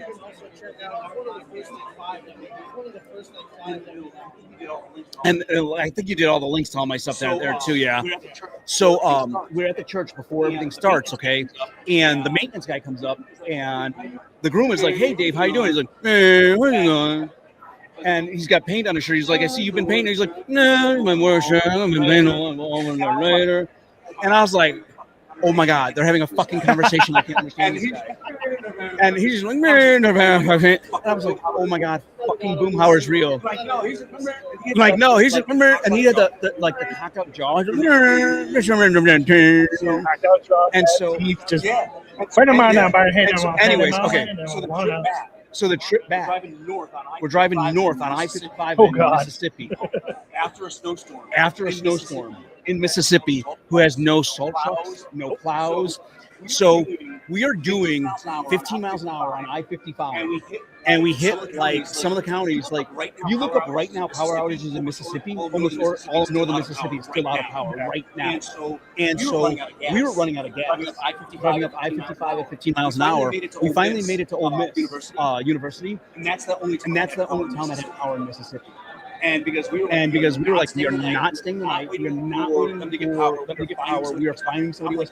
I'm like, if I have to walk with a gas can, I'm going to get gas. It took us 19 hours to drive home. So it was. Yeah, no. When you were on last year with us, and you were talking about that trip to Louisiana, man, that. As we had in our conversation, I felt that conversation really well because I was in Louisiana, I was in New Orleans, I ate that food. Like, I think the next one is going to be my cousin lives in Virginia Beach, so I think I'll go along that. No, the East Coast has a lot of really good stuff, especially if you like seafood. Yeah, so she has a restaurant off the hook in Virginia Beach. So I'm thinking like, I'm gonna eat. And then she invited me. It's like, hey, the husband wants to take you ocean fishing on the boat. Like I'm down for that. Nice. You can fish because you can fish, and I will lay out. Yeah, my next trip after the cruise is going to be Colorado. It's the Denver area. So we did me and the family did Denver last year. We flew into Denver. Please tell me they didn't get you. They didn't get you to eat the oysters. No. There's a joint There's a joint there called Meow. That is like an alien. It's a museum that is like an alien planet. And the whole thing is, as you cross, it's just free flowing. There's no like you have to go this way. And like as you walk into different areas, like they've got an alien street, and you walk in the alien street, a pizzeria in the alien street, you go in the closet, Oh wow! Like, and it's just like so. And it's just everything is almost impossible. You just crisscross. Bus that crashed through a wall. You can get in the bus. You go through it. You end up like they have a bus that crashed through a wall. If you end up in an underground cave where you see tree roots and water flowing, and you could get lost. No, you're really good, and it's so cool. No, you're really good, and it's so cool. And there's secret things. Like there's a laundromat. The main part is an alien city. You branch off in the city. In the laundromat, if you open one of the washer dryers, they all look the same. But if you find the right one and open it, it's a door. That's cool. Somebody put a lot of thought into that. No, they did. It's called Meow. No, they did. It's called Meow. I remember right. I know I'm looking up a lot of stuff, but it's all right. We're live, so it doesn't really matter. Yeah. Look at this. Look at this.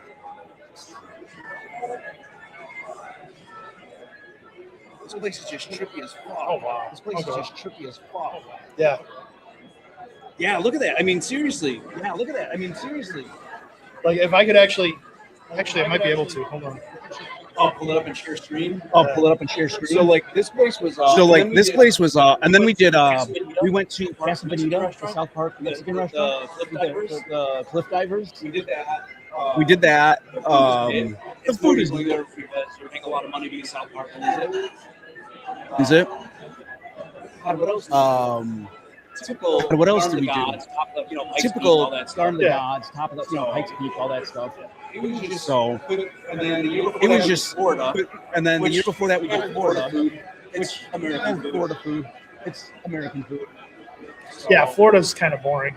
So we went to the beach. Unless you get some of that Cuban food down in like Miami. Like we weren't on Miami. We weren't on Miami. We were on the Gulf side. What's the big city over there? Fuck, what's the big city over there? It's where all the spring break. It's where all the spring break kids go. No, No, You talking about in Mexico? Or you talking about in Mexico? Florida. Florida.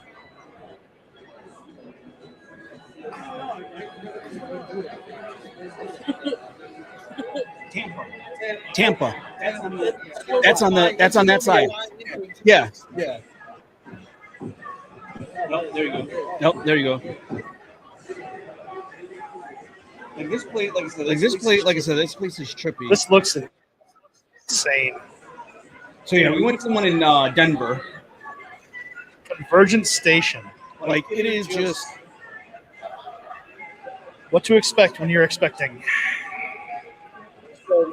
so like it was a lot of fun, and you just wander around in there, and then you get little passes that you can scan, you can collect things.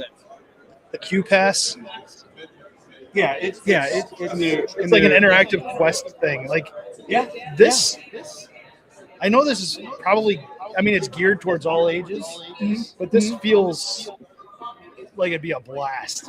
It is, and it's like I said, it's a whole like there's underwater portions, there's music portions. Like you're looking at this night sky, and as the stars are falling, music's playing. Like the stars are causing music. Like this star, it's just so trippy. And there's things like you go into a library and all the furniture is made out of books, and it's just really like I don't know. It's hard to describe. It's just so out there. I'm curious.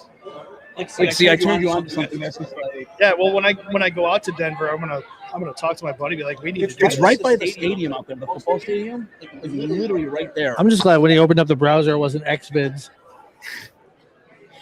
He's got a thing for the little people. X Hamster or whatever. Oh, I was just telling this story recently. This is amazing. When Chris Kent used to text me about Fire Pro stuff, he was saying something one time, and through text, he was like, "It would be nice to have our tag team champions there." And somehow it came through. It would be nice to have X Hamster there. And then about 2 minutes later, I get, "Well, this is awkward." one day, general. Because I knew his flavor there. Then. Yeah, I knew what was going on. There's no time limit. Wander around as much as you want. That's cool. So like that place is really freaking cool. So definitely worth it. And you can spend a whole day exploring. Yeah. So I think you can just come back in. Like, you go out to eat or whatever. So if I remember right. How's that fit? But yeah. So just fun shit like that. We're joined by a new luchador, ladies and gentlemen. El Homo Loco. You've been preempted, Tony Rican. American beer. Look at this. The line has finally ended. We're at the end of the line. Well, in 20 minutes, we're going to start opening everything up. What's going on? We've been sitting here literally for an hour and a half. And people have Literally. not stopped. Yeah, no, the line is just starting to like get smaller now, which is kind of nice because, like you said, we've reached the end. well over 300 tickets sold, 40 of those VIP, which get a lot of different stuff. Dude, you're getting pictures with your favorite wrestlers. Well, some of your favorite wrestlers. You know, you're getting in to watch the Royal Rumble pay-per-view. It's just going to be an absolute blast, and it's a rare thing. This is how. Do you remember when this is the only way you could watch pay-per-views? Was to go to a movie theater or an arena that during had the big CCTV days, like WrestleMania 3. Yeah, you like had to get closed circuit TV. You had to go to a movie theater, or you had to go to an arena where they were willing to show it up on the big screen. So it was Vince was one of the. Like, as much shit as that guy gets, like because he was a disgusting human being. Oh, absolutely. He innovated. No, he didn't get shit on. He got in trouble for shitting on people. Supposedly, allegedly. He innovated so much in entertainment like that. Everybody's like, even in football, they still use the fly-by-wire cameras that he invented. No, 100%. Pay-per-view, as we know it, like ordering pay-per-view on your table, is because of Vince McMahon. Really, I didn't know that was his thing. Yeah, like with. Here's the thing. You remember when every pay-per-view was just in your house? Yeah, there was the big 4 or 5. You got Royal Rumble, WrestleMania, SummerSlam, King of the Ring, Survivor Series, and then occasionally those were the only ones you would get for years.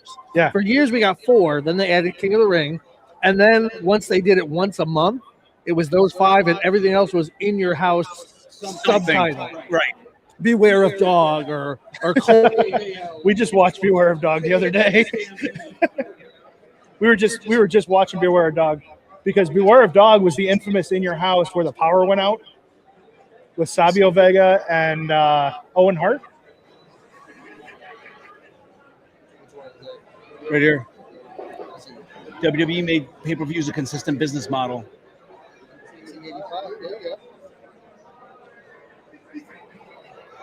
So like they took a concept that was generally like only used for, you know what I mean?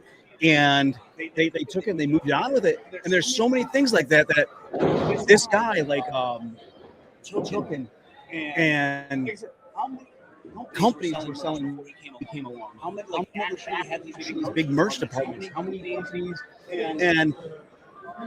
But I said not a great human being, but a great business. Yeah, no, absolutely. Well, the man made so much money off of merchandising. Like, good Lord. Most of the WWF and now WWE's money comes from merch. Well, that's the thing. So, like, if you look at that didn't work out. Not as easy as you thought. I feel bad, but I feel the same way. They're loose ropes. It's My okay. butt crack stings out. I climb the ropes too. One time I climbed up on the corner and somebody had to get behind me and push my butt. I know. I was there. I know. You were both there, I think. There's the DWA show. Oh, okay. That really, really big one that they did with at the wherever the place that place was. It was a beautiful venue. You know, we were talking about the influences of Vince and WWE. Another thing you can point out is like you notice the flash and the pomp and circumstance that you get in other sports now, like UFC. Like sometimes they're coming out to their favorite wrestler's theme song. Some people are doing their favorite wrestlers' entrances. If you even go further back, do you know who Muhammad Ali says all of his stuff is based on? Gorgeous George. Yeah. Yeah. He's like pro wrestler got this down. So his whole shtick, his promos, his showing up at people's houses, all this stuff. He said very specifically, he said, I saw this beautiful white man putting axes every 18 inches, and he did it with his mouth. He did it talking. He didn't do it with his fists. He didn't do it fighting. They all showed up already because they wanted to see him get his ass whipped. And the funny thing is, like, his opponents didn't understand what he was doing. No. And they were genuinely emotionally hurt by what right? he was saying. Or they would be put off by him because his presence was very effeminate. He was the original Goldust, to be honest. It really was. Yeah. He came out and he had it. What was it? What was it? Like, Rick Martel had arrogance. If it wasn't for Wait, what did he say? We're live, pal. I broke Rican. I said there would be no Peter B. Beautiful if it wasn't for Gorgeous Peter George. B. Beautiful. Holy. Well, he's the end of this one. Really? What did he do? Peter B. He Beautiful dropped wrote two books. He dropped 2 books. Whoa. A pro wrestler writing books? What the hell is this about? Hang on. Pro wrestlers knew what books were. I know one that can't read. Hi, Tom. Where is it? Tom F. and Heisman. He is man. I'm trying to find it now on his page. We hit a new peak. That's right. 3,000 viewers right now. Don't look at the numbers. Don't look at the numbers. This is WWE. This is all because of Tony Rican. WWE numbers. Wait, what did I don't even know what happened. Oh. I mean, I'm sorry, an extra million viewers. For the thousands in attendance. And the millions watching at home.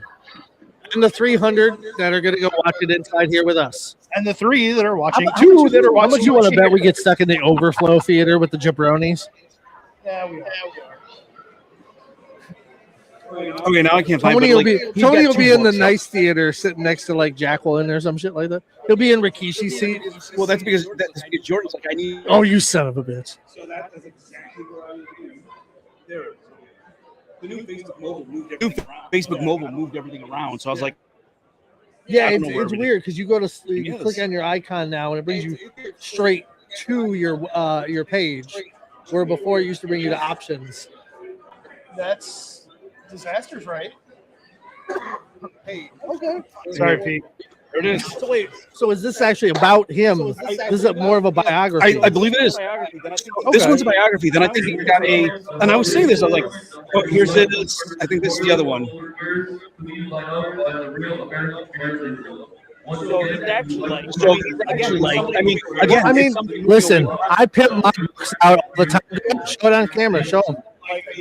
like, I mean, so I don't know if you're gonna be able to see that. Yeah, you might be able to. But yeah, so like, I mean, and again, this is wrestlers moving away from wrestling, doing something else. I'm not supported. I'm all for that. Right. And because we had a long conversation about that, like, hey, you know, like when doing the Appetite Gourmet, when you're starting a podcast and stuff like that, it's about not getting stuck in there. Yeah. Not only existing there, like growing and Well, going and, beyond you know, that. like what we're doing here today, it's all wrestling related, but we don't do a wrestling podcast. Right. This is the second time we've done something wrestling. Because you did related. what's his Eric Bischoff. The Bischoff. We had forgot Eric his name Bischoff for a on second. there. Oh, that guy. Yeah, I the forgot that guy too. The guy who had little importance to One wrestling. of the top 3 promoters in wrestling history, maybe. I don't know. That guy. All right, so here's a question. Vince, obviously, number 1. Is Heyman or Bischoff number 2? I'm going to say Bischoff. Based on importance, yeah. Just because, okay, so Heyman the person gave more to wrestling, not Heyman the promoter. And he still is. Right. Yeah, Heyman- But that's not Heyman the promoter. No. Heyman's real impact has been Behind the scenes or in front of the camera. Right. It's like, so like Heyman Not booking, not promoting. So Heyman brought up and ECW influenced a lot of shit more as the booker, not as the promoter. He brought in a new wave of things, and He kind of allowed the boys to do what they wanted. and the thing is, one thing he was great at is he took a lot of guys who were mid. Oh, yeah. Who were honestly mid. He hid the hell out of He that flaws. hid what made them mid and made them look amazing. Right. Because then a lot of these guys, when they got somewhere else, realized what they were lacking. Yeah. Because the other bookings didn't know how to do what Heyman did. Like, I'm going to get a lot of heat for this, and I always get a lot of heat for this. Do you know who I had no interest in ever? Taz. Really? I cannot stand Taz. He's boring as shit. Taz is as tall as I am. He fucking okay. His quads are thicker. I'll give him that. But he's walking up to Triple H like I'm Billy Badass. Okay, I'm gonna walk. Yeah, that is a little hard to believe. He really was kind of the unstoppable midget. And that's here's my problem is Taz and ECW, okay, because the guys were a lot smaller. Yeah. But then when you bring him to WWE, when everybody's 6'4", 300 pounds, and he's I'm gonna kick everybody's. That was okay. also, at in the all same honesty, time- that was kind of a flaw of Vince McMahon's Right. booking style. Yes, Vince no, it was- McMahon loved muscles. He loved the Giants, and so the problem is I didn't really watch Taz in ECW. Okay, so that might be why I don't have the love for him that a lot of the other guys from that time they watched him in ECW. Yeah. I never did. Yeah, Taz in Like- his element is a completely different people. So, but Taz But in he WWE, also lacked on promo skills. yeah. God, he was horrible. So There was a Taz, reason he was like the silent assassin most of the time. and then again that goes to Paul Heyman booking around people's weaknesses. He never made Taz look. When you have a smaller roster and a more tight knit group of people and less people to answer to, Right. then you can do things like that. You can book around people's strengths. Here's the thing, though. He had some phenomenal guys that didn't have to have anything hidden from him. Right. No, But he they were did. guys that never got recognition.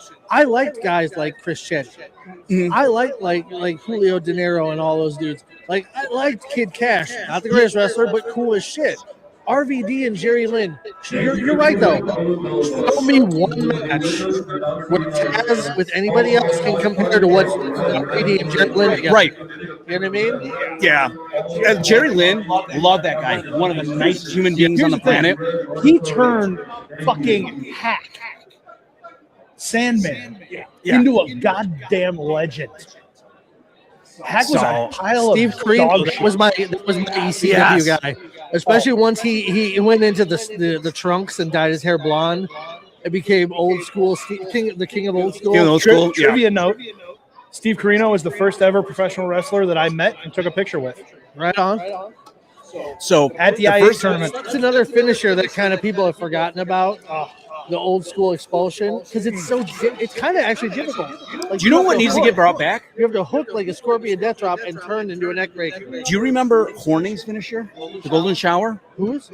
Mike Horning. I don't remember his move. I don't remember. No disrespect to Mike. I remember. We were all doing our So own what he thing would at the do same time. is he would sit on the top I don't believe I'm turnbuckle going to say this, but I remember the golden shower. and he would hook you like a suplex. So he's sitting on the turnbuckle. He'd lift you like a suplex. Was this like a sit down?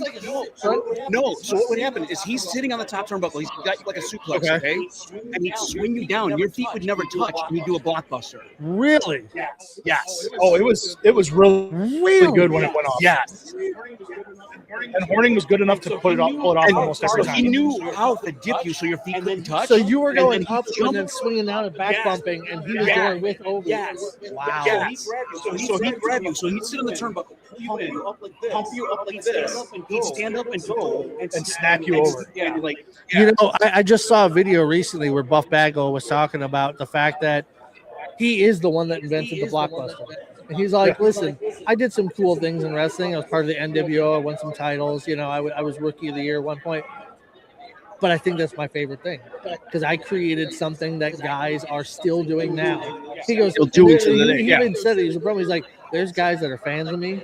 There's guys that think I suck.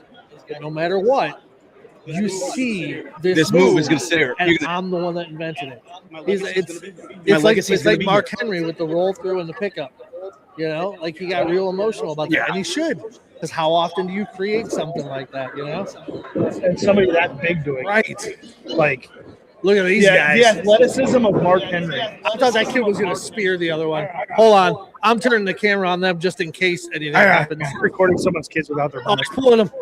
He's pulling him. Oh, He doesn't want death in the ring. shoot! Yeah, no, they will. They will. It'll become a Japanese strong style match. Immediately. Let Grande them Americano fight. just I'm got gonna knocked get over. Let them fight.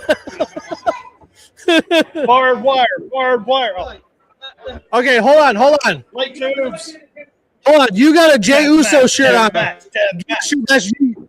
Barbed wire. You. Keep going. Yee. El Grande Americano. What's the pose that he does?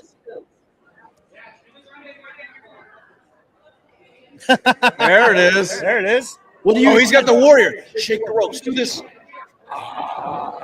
There you go. Yeah.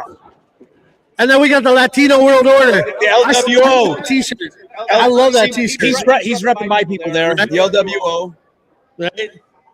Look, Taco here's the Bell. best part. You Is don't even count. he don't show off. He knows he's the coolest kid in the room. That's why he don't show off. Yeah, he's just That's why he's so there. quiet and everything. He's got that Savio Vega going on. That Caribbean cool. So, yeah. The Caribbean cool. That's not cool. Oh, look, they got the special needs. All right, guys. Thing out there. We got 5 minutes before they start seating. Do we want to wrap up, or do we just want to keep going? Go for a little while. All right. Especially because I'm gonna clear the room out. yeah, especially because I'm hoping to get some special guests to come over and maybe talk with us a little bit. If we can, we can. If we can't, we can't. Yeah. You know, it'd be a real nice thing for our one viewer So to. here's the thing. I'm gonna ask this. What was the first wrestling match that you saw? Are we talking like the first time I went to one, or the first time I ever saw one anywhere ever? One that you ever saw that you said, I gotta fucking watch this shit. Oh, good lord! I'll tell you mine, okay? That's how long ago it was. Iceman King Parson versus Ronnie Garvin. Oh wow! Would you believe me if I told you the very first wrestling match experience I ever had in my life was watching Highlander? Was it really? The very first wrestling experience I ever had in my life was watching the Freebirds on Highlander. Highlander. Who were they working in that? Was it just some jobbers? No. They were working one of the. There was a Samoan in there. I don't remember which one, but there was one of the Samoans. There was a Ganya in there. It was a mixture of a couple of different people. But the funny part Jimmy is, Garvin, not Ronnie. I'm sorry. the funny part is, 1983. okay. So in that there weren't. He wasn't. Christopher Lambert wasn't sitting there watching pro wrestling when they filmed it. He No. was watching hockey. Was he really? And I don't remember if the directors deemed it either too boring or what. It was something that they didn't like about it. They probably wanted to pad something more Probably, yeah. But they originally were doing hockey and they scrapped that and they were like, all right, we're going to go with pro wrestling. Give this a try. So they just probably licensed a clip that was existing. Possibly. Okay. Yeah. Well, I'm pretty sure that the clip in Highlander was filmed specifically for. Okay. Well, I could see that too. Yeah. Because the combination of guys that were in that typical ring wrestling angles. doesn't make sense. Right. Yeah. Like it makes no sense given the wrestling of the day. Other than the Freebirds being. What was the first one that you actually like match or show that you saw? So mine was obviously a Class with those two guys. God, I think the one that I can remember the furthest back, and it's probably not my first match, but it's the one that I remember the earliest memory of. It was a Saturday night's main event, and the Mega Powers were together for the first time, Savage and Hogan. And I had gotten in trouble that day, and my parents sent me to bed. I bawled. I cried until they took sympathy on me and let me watch it. And my stepdad, to this day, God rest his soul, snuck me out into the living room after my mom went to sleep and let me sit and watch that with him. This is going to sound that's my earliest wrestling memory. It's going to sound awful, but as a kid, I didn't really watch a lot of wrestling. Mm-hmm. It just wasn't big in my house. My dad was a huge wrestling fan. He'd watch it every so often, Saturday morning, something like that. What I remember, and probably, like he said, probably not my first match that I watched, but the one that hit me. Sticks out. Lex Luger on the ship, Yokozuna. Yes. In the shit kickers, body slamming. Yeah, that is a formative moment, and I hate it because I hate Lex Luger with a passion. You know what's funny about this though is my formative moment is 1983, right? And it's just the 90s. Yeah. So my formative moment in wrestling is 1983 compared to you guys. You're about 10 years older than me, so that makes sense. What's funny is the way I watched Regan was like it was George Hackenschmidt versus no. Yeah. So this one day Harley Race was working against. So it was the cable boxes that had the things on it. ESPN, HBO, and I can't remember what the other one was. Like with the red digital letters. No, it was a dial. Oh, it was a dial? Click. It only 3 channels, and World Class was on ESPN. It was HBO. I can't remember what the other one was. When I was Tony Rica's age, Frankfurters only cost a nickel. Round cable box. It was kind of rounded, and it had the little plastic 3-4 buttons on top. Yeah. That was our first cable box. We had to watch scrambled porn like eggs. Yes. You were going, wait, I think that was a titty nipple. Is that a? No, that's not. Ew. Why is that on the screen? I think that's the first time that kid ever heard the word nipple. So, but no, it was like that was it. I don't know what I go back and watch that match now. That the Garvin and Iceman. And Iceman cuts himself off. It's a really bad match. Like if you watch it, it's a really bad match. They didn't work well together at that match, and I'm not completely understanding what hooked me on it, but I was hooked. It was. You know, my stepdad used to say that I didn't get until I was an adult because it was. I didn't know the inner workings of the business, and obviously as an adult, he knew something I didn't. Right. But he used to say to me, "Oh, do we have to watch WWF? Can we watch WCW, NWA? It's more real."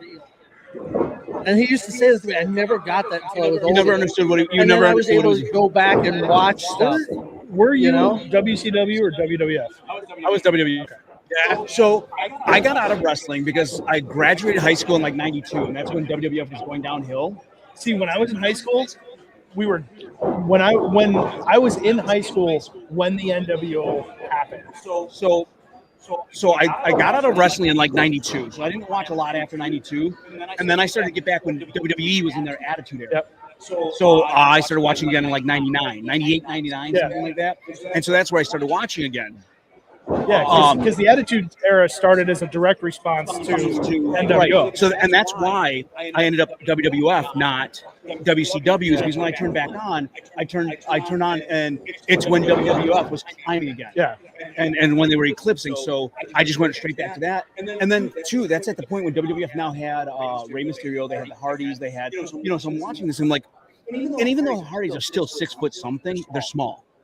Yeah, they're not as big as WWF. They're narrow. I left wrestling with 6'6", 340 pounders. I came back to wrestling with 6'1", 215 pounds. Guys that felt more like but you. Even when Michaels was there, though, you can't tell me he was bigger than 5'10" and 185 pounds. When Michaels was wrestling, when I was watching a tag team wrestler. Oh, okay. Because I left in like '92. Oh, Michaels didn't matter. He was still small. Yeah, like he was Get to the gills, yeah. But like I said, he was a tag team extra even at that. But yeah, it's interesting that you got out of wrestling when wrestling was kind of on its decline. Right. I got back into it, and I was in high school during its the last because I don't know if you remember this or not because you were already out of high school, but when I was in high school, there were groups of people going by the NWO. Like there was not a gang, but like you know what I mean. Like these guys called themselves the NWO. Like one of the guys I knew, he had an NWO 1977 was his license plate. Like you want to know what the last around two swinging in the hallways. The last angle that I remember watching before I gave up was Slaughter Hogan. That was a good angle. Sympathizer angle. Yeah, that was the last before I gave up. So maybe 93. I think it was around 93. Yeah, it was 93-ish. So I was telling you, the last angle I remember watching before I gave I up don't give a fuck what you were talking about. was the Sympathizer angle Which way? with Slaughter. Sergeant Slaughter. Oh, General Adnan. Yeah. What did they call him? The Sheik at the time? Was he just the Sheik? He was the Iron Sheik. Was he the Iron Sheik? Look at this one. This is a beautiful one. That was one of the original Hogan titles. Oh, I like that. I think they are. Yeah, they're starting to wind down. That's why I'm hoping that some of these guys clear out of here so we can grab Papa Shango or Miss Jacqueline over there. Sign-ups. Miss Jacqueline's right over there. You taking pictures? Her table extends over this way a bit. Oh, okay. Dun, dun, dun, dun, dun. He does have all the Power Ranger gimmicks I'm on. doing the fucking wrong thing there. That's freaking fantastic. I like that Money in the Bank briefcase too. Oh, So Sean Logan, his gear bag. is it really? Yes, That's Sean Logan. that name's kind of a pop for that. He did a couple of Rock Show shows. He sometimes goes by Sean Logan. Sean Logan. Yeah, so he comes out to the Apple ringtone, but it's a remix of the Apple ringtone. And when I was doing the fight stuff out in Iowa, I had him wrestle Brandon Beretta. Okay. And so he's doing the whole. I told him I want him to be a cross between Logan Paul and Chris Jericho. I want you to feel that. I want you to be an influencer, but I want you to be on the list, that kind of thing. And so he was really digging it. So he's got Brandon Beretta, whose thing is no gimmick. Brandon Beretta. Yeah, no gimmick. He's not. He doesn't come out to music. He doesn't do any of that stuff. He's a fucking wrestler. And so he's sitting there. He's got Brandon Beretta. He's like this, and he's doing a live stream with Brandon, and Brandon Beretta just hooks him and starts Germany. Sean doesn't let go of the phone, so he's filming the whole thing, and he sends it to me, and we're posting it on the fight. So it's just him like, look at this, I'm gonna win this. Yeah, and like, so we had him use it to win the match with the phone, and he took a picture of it and had a flash, and Beretta.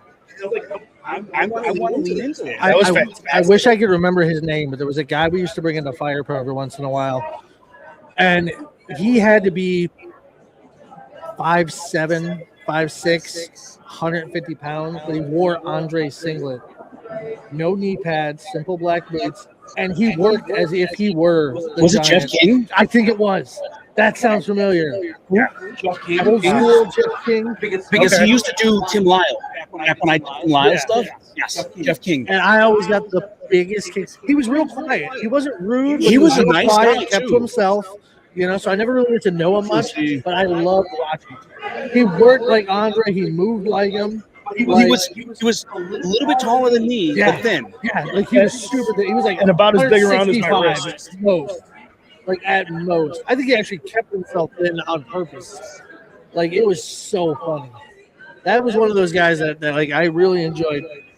See, that looks more like Derek St. Holmes than Jeff King. This is, I think this is an older King is why. I'm fine with Tristan Hayes. Yeah, we can. God, yeah. No, not that one. And these are all like showing him older now. Yeah. He used to be so much smaller. And it was just the gimmick. We would do battle royals, and there were like 8 guys would pile on. Try to throw them out. The Big Show power out. Yeah. The Hall of Fame watch party is starting soon. There you go. Look at that. So what's your official role? What brought you here today besides hanging out with us and besides watching this? So they have the 3 names here. I'm Coach Jordan. Yeah. The guy who's helping with the talent. And he asked me, like, hey, can you get out here just in case we can help? And I'm like, I was like, yeah, I'll come out. I don't know what you need me to do, but I'll come out. I'll help out, whatever, because let's be honest, now having an office job that's work from home, I'm sitting in my house waiting. Yeah. And I think I told you this at your party. I just need to be out there. Yeah. So I was like, fuck it. I was like, okay, I'm going to go out. We all got to get our social batteries recharged and go out a little bit more often. And the thing is, I think COVID really fucked me because I got used to just always I doing love 100%. COVID. I realized I hated people during COVID. I lived on my own. I lived at my own place, like by myself during COVID.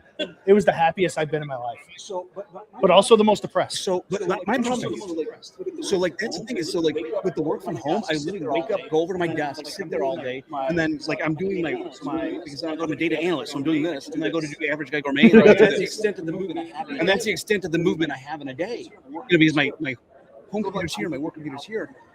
So I'm like, I need to get out more and just do more stuff. Well, I know we got Rocket Pro Wrestling that we're all associated with. Ego Pro Wrestling was nice enough to come and take pictures with. Who's Jordan? There was some really good pictures. Some kids. I don't know him very well, and that doesn't mean anything. He's a talent. So like Jared is the main talent. Like I'm sorry, a 10-year-old kid just yelled out, "Oh!"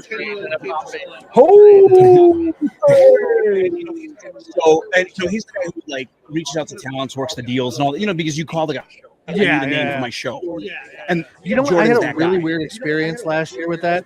I called a number expecting to get like an agent or an assistant or something like that, and of all fucking people, Eric Bischoff himself answers. Caught me completely off guard. I was like, so that's the funny thing is, so like when doing this stuff for like Hunter, I ended up not Harris Helmsley. I ended up talking to Chavo, talking to like Ken Anderson. Like, here's his number. I'm like, okay, and it's like, hey Ken, the phone's for you, and it's his wife. And I'm just like, what the fuck? And then Cal Bloom kept calling me because he wanted a booking. Yeah, remember, a lot of the guys that you're talking about and talking to never had an agent. Right. They just took bookings. Like they're indie guys. Ken came up at the same time I did. Yeah. He was Wisconsin while I was in the Illinois guy. Well, yeah, because he was out doing RCW with like Punk and Double M and all them. Mm-hmm. Yeah. That was when it was out. Where was it? Where was Wicked running? LaSalle. LaSalle. Because RCW was big in LaSalle for a while. So I did some of those early ones with Machine. Machine took me down to those, and I wrote Apollo, Poison Star. Oh, yeah, Apollo Star. Yeah. I worked him in the first RCW match, and that's when they were at the Flamingo Hall or whatever. And Machine was on all those. They had like a low boy 16 like this. All those, and he used to take me, and like he told J Rep, like, book this guy, book this guy. So Machine, I'm 100% honest, I owe a lot of my early career to Machine. See, you hear that? Quit being an emo fuck. Come out and hang out with us. Yeah. Tony Rican misses you. What he said. Yeah. So literally. Plus, Tom Heisman says he's going to slap you, and we really want to see it. He's looked you 3 times. Looked you in the face 3 times since he said it. Still hasn't slapped you once. It was Boy Toy, Boz, Machine. Boy Toy, Brian. All at Machine's apartment. Like we'd meet over at Machine's apartment. Boy Toy, Brian. Like we'd most of the time meet over at Machine's apartment. That crew of guys. Like I was gonna say, I'm pretty sure. At the time you guys were there, like both of you guys were there. With his and so gargantuan ex-wife. Alpha Centauri. Jabba the Slut. Yeah. Jabba the Slut. But like, That's freaking fantastic. that's where it was. What was it? Boz was walking, and I think he was talking to Boy Toy. He's like, "Have you ever played that game?" He's like, "What game?" Bush. Nails his And he just nailed Boy Toy and he just goes flying into the bush. That became a running thing for a number of years. Like I know Machine doesn't. I know Machine doesn't. Do you know on my 40th birthday, he's the one who got me home safe when I was crying? Because I remember I was the first one to turn 40, and we were out at a Skid Row concert At home bar. in Arlington Heights, and I was pissed drunk, and like I'm doing okay, I'm whatever. I go to the bathroom, and they got one of the attendants. The attendant says something, and all of a sudden it hit me. I'm fucking 40, and I promised I would stop wrestling. And so I just sat down. And I was. Do you know how many of us promised that we would be done at 40? That's the thing. So Machine comes in the bathroom, picks me up, just like a carry guard. He's carrying me out of the fucking bathroom, and Machine ends up driving me. Which Machine was probably shit-faced too. So can you picture that? Prater's holding me like I said, like the bodyguard. He's got me in his arms like this. I was just sobbing, and he just carries me out to the car and drives me home. Why do you keep leaving the studio? Oh. We had to drive home one time from LaSalle. Kipper, were you a part of this? Because I know it was me, Machine, Bryce Benjamin, and somebody else. It was after the infamous beer bash. Probably. We got an escort to the edge of town from the police. Yeah. Oh, jeez. The officer that gave us the escort to the edge of town gave us his badge number ahead of time because we all reeked of beer, but none of us had been drinking. Because it was because of the beer bash. You Right? didn't reek of beer. He reeked of beer. Some other people reeked of beer too. Bryce reeked of beer too because he was one of the heels in the ring with us. Oh, fair enough. But they gave us his badge number in case we got pulled over and the cops didn't believe that we weren't drinking. We could call and check with it. That was a fun time. Good old LaSalle wrestling. Like I said, I did a few LaSalle shows. LaSalle was an interesting. J-Reb was a good guy. Because Dreamwave was running down there too, weren't they? Yeah, they're there again now. So they're back running. Is it the same people running it? It's J-Reb. J-Reb? Yeah. So, good Lord. So, man, we have got. I think it's going to start until the Rumble starts. Yeah. Clears out over there.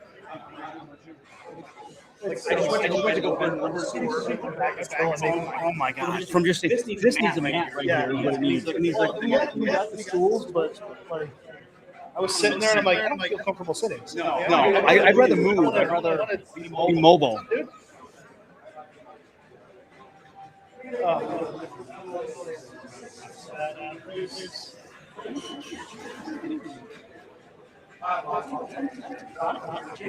was empty. I don't think she's signing. Maybe she went inside today. I can see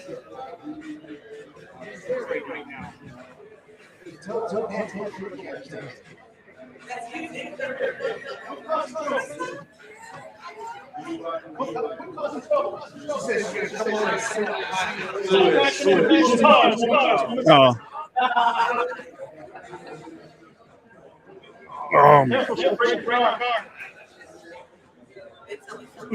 We were at a Halloween party at the Shelley's house, and somebody walks into the party and goes, somebody drive a Ford that was parked on the street? And I just immediately go, she took my mirror off. Oh my God. She annihilated that fucking thing. The thing was fantastic. I'm sorry, I'll pay for it. I'm like, What happens when you hit a car? You No, paid for it. took a car over there, I bought mirrors on Amazon and replaced them for like less than $200. So when I had the Hyundai Accent, a little bitty car, I bought tires on Amazon. It cost me $150 for 4 tires. How long did they last? No, they lasted. Really? They lasted. Brake parts. So I put them on myself because I had access to the bay. Yeah. And so I went in there because it's Brake Parts is the company that makes the brakes that sell to Napas. Right. So we have to test everything. So like I had extra. He's my boss knew I know how to do stuff, so I brought him on there. I So you had the tire breaker. And I went over there. I got lunch. I popped the fucking car out, the whole thing. It had all the tools. He's like, okay. Yeah, if you have the tools and a bay to do it in, it takes no time. Like you can do it all in an hour. As long as you just move, like you have to continue to move. But my son. It's always like, Dad, can we do our brakes? I'm like, yeah. You take it to that shop over there. He's like, but you know how to do brakes. And I also know how not to stress myself out on a Saturday. That I don't want to be on my back and on my knees. Like, and that's the thing is like, I don't want to fall in the car with a brake bar and try to pop those fuckers because I don't have an impact wrench. Or you know what I mean? Yeah. And so like, I don't want to do all that work. And he's like, you used to always do it on your cars.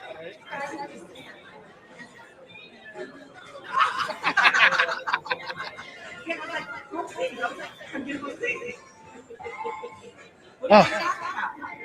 Right. Nothing. Honestly, this is a Seinfeld podcast now. It's at what 2 hours and 10 minutes. So we're just keeping conversation going. We're keeping our one viewer entertained.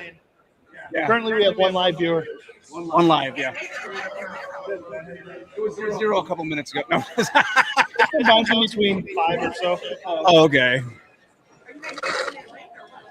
We have been. We haven't really done much. Oh no. No. I think that one. Yeah, I'm not getting paid for this. Thank you. Yeah, pass. I got Press no pass. You got titties. I got no pass. I gotta keep growing. He's like, I gotta be insane. I gotta have at least a piece of that. Is that Marco Cordova?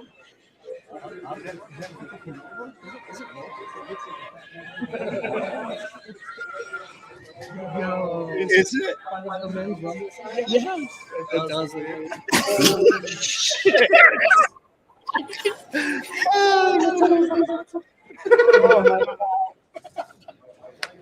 Does not look like him. 100%. I can't tell if it is or not. Like I can't tell. That's freaking amazing. I think it is. No, I really think it is.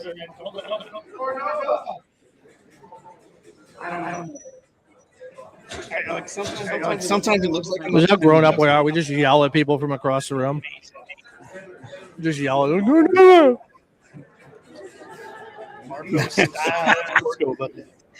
Oh my God, that is blast from the past. Yeah, a little bit funny. That's an unfortunate blast from the past.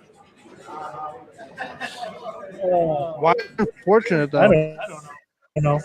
It's not good. I said unfortunate blast from the past. He goes, why unfortunate? You know what though? He rubbed it like. I never really got to know him well. He was Pekovic's friend, but he did rub a lot of people the wrong way during that time. I think he thought he. I know what that's like. I think he thought he was more than what he was. You know what I mean? So. Well, he was one of those guys that had just enough of an ego. We always had our own ego. Yeah. He was about what, 6'3"? Yeah. A little oversized. Oh my God. When we so me and Tomaselli back when anytime it starts out with me and Tomaselli, you know it's gonna be a good. This is when PCW had the school over by Heavenly Bodies. Oh God. And Ego had jumped in somebody else's car to because we would meet there if we were doing a road trip, and we park in the PCW parking lot. And so Ego left his car there, and me and Paulie went to train. Ego's car there, and we're just like, okay. We went to the store, got a whole ton of shaving cream, and did his car over shaving cream. Then the temperature dropped below freezing. Oh no! They destroyed Ego's car. Yeah, he was mad. Oh, I don't blame him. And that's when Ego started working out too. And so he was very mad. He had a beautiful Corvette back in the day that he was super proud of. And then one time we put like one of those little gimmicks in the gas or in the exhaust pipe that makes it sound like it's backfiring and shit like that. He freaked out so hard. Oh, he was so mad. He's so mad. Rob is one of the most fun people to fuck with. Oh yeah, because you can get him real easy. Yeah. The other thing that's funny about Rob, for as big as he is and as tough as he's looked at some point over the years, he is deathly afraid of being hit in the face. Yes. You could threaten to hit him in any way. He'll take anything in the ring. He'll do thumbtacks. He'll go through tables. He'll do big bumps off. You threaten to hit him in the face. He freaks. That's his moneymaker. Is that even when he was wearing a mask? Even when it wasn't. You know, this is he's retiring Ego this year. Is he? 25 years of Ego. He's going to do a year as Ego. Like at Ego Pro, he's going to go back to the Ego gimmick, and then he's going to retire Ego. Nice. 25 years of Ego. Now, the PCW school I remember, and it might be the same one you're talking about, was the storefront in Elk Grove. Yes. Oh, geez. Is that the same one? Yeah, that's Okay. That was the one where somebody, who shall remain nameless because I never actually got the name, stole my wrestling gear, boots, singlet, everything. I think I know who it was, but both of the people that I believe it was deny it vehemently. One said the other one did. The other one said the other one did. It back and forth, yeah. And both of them deny it when you ask them. You can guess who I'm talking about, but I honestly don't know. No. He's always been suspicious of Boy Toy Brian the most. Boy Brian was one of them.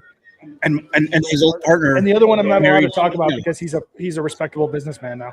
A lot of people had a round with Tina, didn't they? No. Mark Madison married Tina. Oh, must be thinking of a different Tina. Okay. No, it's that Tina. Is it? Wait, what? He married that Like, Tina. like I woke up in your bed, and there's the girl sitting at the edge of the bed crying. Tina? It's Tina. Yeah. Freighter in Bolingbrook, Tina. Yeah. That's Madison funny. married her. That's too funny. They have a Facebook page, Mark and Tina. Yeah. Which one of them What fucked trouble up? did he get into? Which one of them fucked up? Oh my God! Him. Well, that's the only time couples have a joint Facebook is when one of them fucks up. That's all I'm saying. Yeah, that's definitely. I know a guy who doesn't have one because him and his wife got a divorce. They got married. She was his first.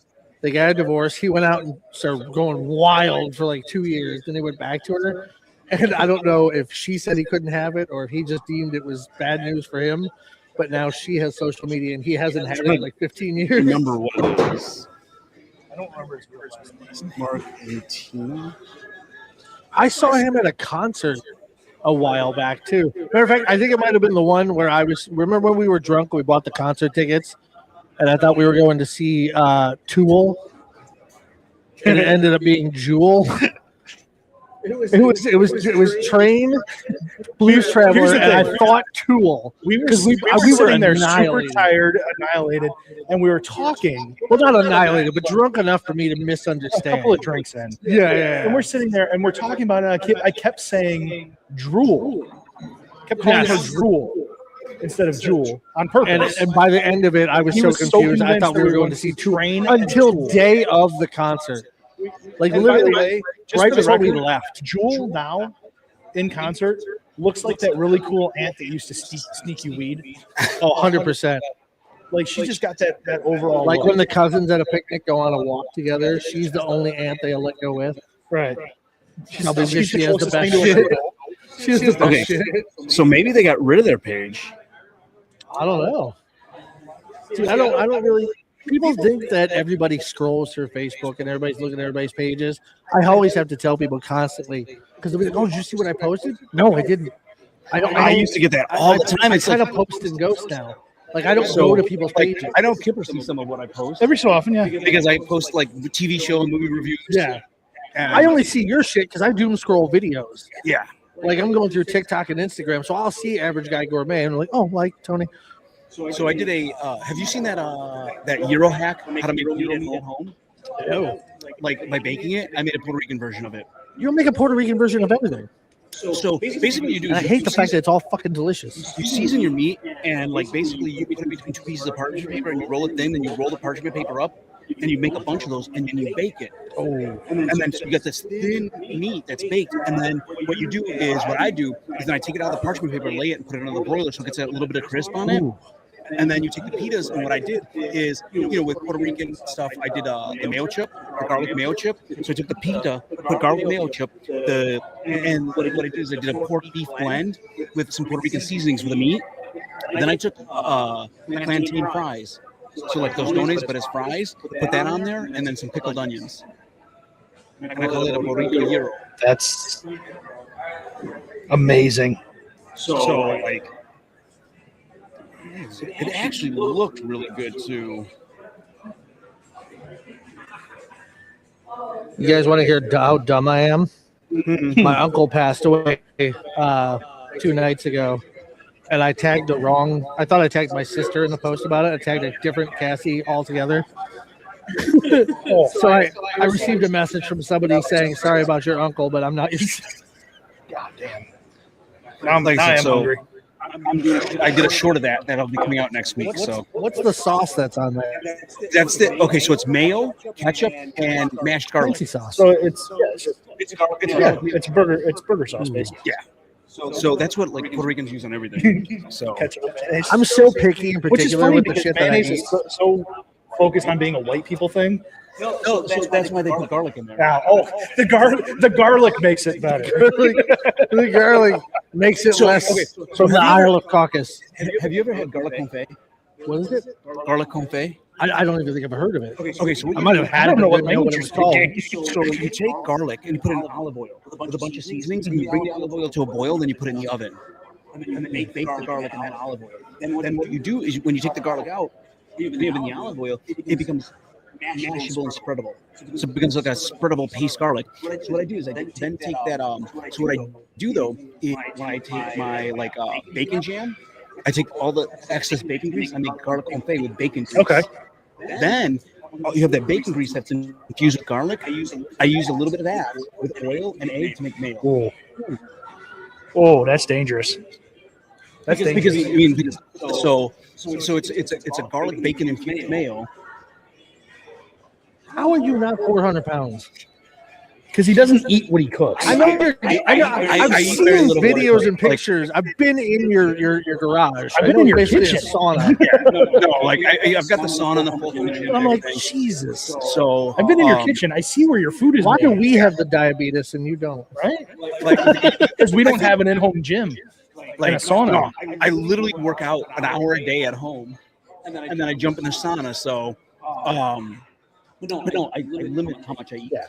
And then Well, you do intermittent fasting, though. yeah, I start late in the day, and then Which working from home, that makes that a little bit easier for you too. because usually I don't get up and eat until lunch. Because if you don't get up and eat until lunch, and you're at home, so you control what is in your house. Exactly. Me, I go to work. I have to bring Like something with what I do is when I go to work, we have a full gym in the basement with showers and everything. So I'll make overnight oats. That way, when I'm done working out, I'll just sit at my desk and eat the overnight oats and protein. So that way, I'm replenishing after I work out. But then when I'm at home, like what I'll do is I'll make taco meat with turkey, and I'll dice up some onion and jalapeno, and do all that stuff in there. Then for a quick lunch, I'll take a cup of that, two side up eggs, and like a little. Well, and they say that capsaicin is actually really good for yes. your weight loss. What? Somebody beat us to the best idea possible. They just brought the Godfather weed. I'm like, we have our own branded. Why didn't we think of that? We could have gifted him some Discover the Flower. Right, because he's got to fly home. Okay, but somebody just gave him a mason jar. So enough for the rest of the day. Well, he might make it through the Rumble. Right, yeah. That might be some homegrown shit. That might be some really potent shit too. It might be. You never know. Like the people who make their own homegrown salsa and stuff. Yeah. Like the spicy. Why is it so spicy? But no, so like I said, that's what and it really does because then at lunch, if I'm being less strict, I make an egg scramble. That's less strict. Right. But the egg scramble is I take a couple tablespoons of jardinere, put that in the pan, let that heat up with all the oil, chop up bacon, have the bacon fry in the jardinere, then I whip the eggs and cheese and mix it. So Right on. See, but you like vegetables and stuff. Like, I was raised on a canned vegetable So which was by canned vegetables. I mean corn and green beans. Like that was my vegetable diet as a kid. Katie can't stand this. My favorite vegetable is the canned French cut green beans. The what? The canned French cut green The beans. shredded green beans, basically. I can't do green beans unless they're fresh. Katie will eat make green beans from scratch. Oh, snap beans and shit. Yeah. And I'm like, Because it's a different taste. it is. And I mean, I grew up poor. Because you got to remember, these things are packed in preservatives. They're horrible for you. All right, guys. I'm going to bring it full circle before we wrap up the live stream. Okay. So each one of us, I'm going to ask the same thing. Kip, who's winning the Royal Rumble this year? You can pick men's or women's or both. This is going to be tough because I'm going to pick women's. Okay. You think isn't she in? I think she's getting a women's title match though. Is she? Okay. I'm pretty sure. I'm going to be honest. I've been watching a lot. Yeah, I'm pretty sure it's her and. Okay, so then maybe because all I know is I think, and this is just me, men's Rumble. LA Knight. I thought maybe she LA was, but I Knight guess not. returns, wins the Rumble. That's my LA Knight. Okay, LA I Knight could is get with so that. fucking over right now. I could get with that. Women's Rumble. Who is the current women's champion? Jade Cargill and Stephanie Valkyrie. Valkyria. Yeah, however Something like that. Yeah. I'm gonna say Naomi. Naomi's she hasn't been gone long enough For to a have her surprise. baby and come back. Yeah. Oh yeah. Yeah, Otherwise, I'd be down with that one. Actually, I love Naomi. versus Jade You know what? Cargill I'll is a say great as match. long as it's not Charlotte. Oh God, please no. No, because She that would does not need to go into the that would number be 3 category. Yeah, she doesn't need to be on that. But that's the thing is, they're trying to create new records that eclipse old records. yeah. And they've if been successful. and they I do mean, want Gunther wrecked the honky tonk man. and they do want to make those women as important as the men, so they're going to need a 3-time winner. Yeah, that's a valid point. That's a valid So point. I just think I don't think she's the one though.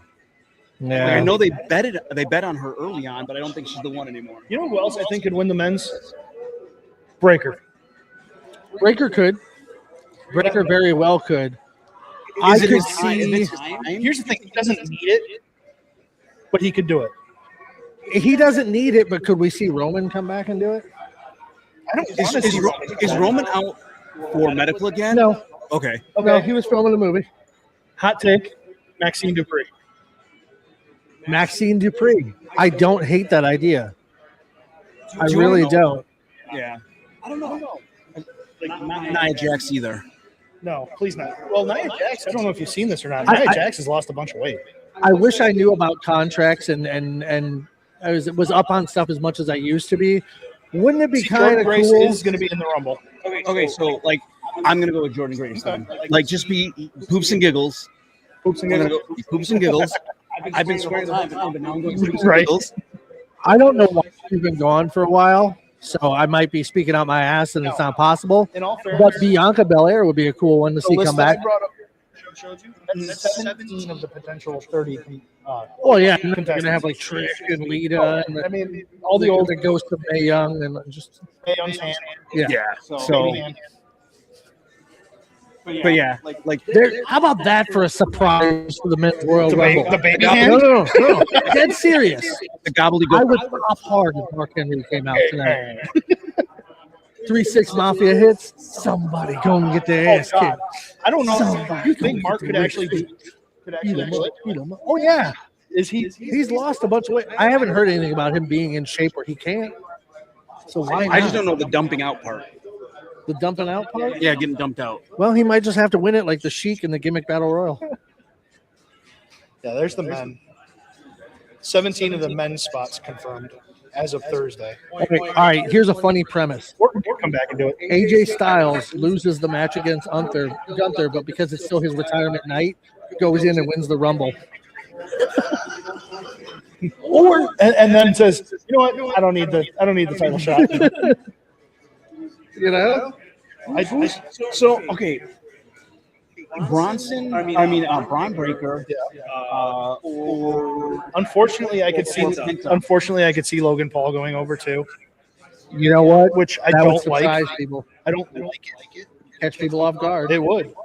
Austin Theory, I hope that doesn't happen. No, that's not going to happen. Not yet. I mean, he just got I know a lot of people are saying Obafemi. Obafemi would be great, but I don't think it's. I His think time. Obi could be Final Four, strong It's not. showing. It's not his time to win yet. Right. Yeah, He just got he brought could up. get in there early, go a long distance, and not win it. It's not going to hurt him. To establish him as a it's not going to hurt him contender. one bit because he's not being beaten. He's being thrown out of the Right. ring. And it could be multiple guys. Yeah. What are you thinking? Me? Well, like I said, I think there's a good chance that for the women's one, I like Rietken's pick of Jordan Grace, but I also think Bianca Belair could come back. That would be a good one. That would be a good one. For the men's, honestly, I was throwing a curveball. I'm going to be totally honest with you. Before he won the title shot, I thought we were going to get Sami Zayn winning the Rumble. Yeah. Because we talked about that quite a bit. I thought that would be huge. You know what I mean? You want a surprise? Okay, this is my shot in the dark surprise. Just because he's so freaking over. The Rock. No. The Imagine the final pop boss. of Dirty Dom winning the Rumble. Oh my God. He doesn't need it. It might not even be his time yet. But I don't think this is me personally. I don't think Dirty Dom ever becomes that top guy. I think he could win the world title. I think in 5 years. Is he the face of the company? Does he carry it? No. I think It he could be the world would be champion. very much. It would be when Benoit had it and Triple H was still the face. Yeah. Benoit carried the title. Yeah. Or like same thing. Ray had it, but he wasn't the face. Well, of the here's the company. thing. That was You're back right. when they were doing the triple threat matches Dom is- between Shawn Michaels and Triple Dom H. is ridiculously over right now. Yes. I could see him again, like you were just saying before. I Yeah. could see him being Final Four like Obafemi. Yeah. But I don't think he's there. I don't think he needs to win, and I don't think he is heavyweight title or company title. Yeah, man. he's not facing the company, but he'll be a world champion someday. Well, Eddie was a world champion. Stop Yeah. cookies. Stop in The name of cookies. Stop in the name of Girl I think Scout this- cookies. I could get some Samoan drops. Girl Scout cookies. All right, guys, we're logging off. We're gonna go get some Girl Scout Okay. cookies. There you go. We're gonna make Rican fatter. I'm gonna give them to my wife. She likes cookies. No, we're gonna hold you down and shove them in your face. Wait, did she tell you to go buy her Girl Scout cookies? No, is that why you're going to get your wife Girl Scout cookies? 'Cause No, she didn't. said it's time. Give me my cookies. No, I'm preempting this.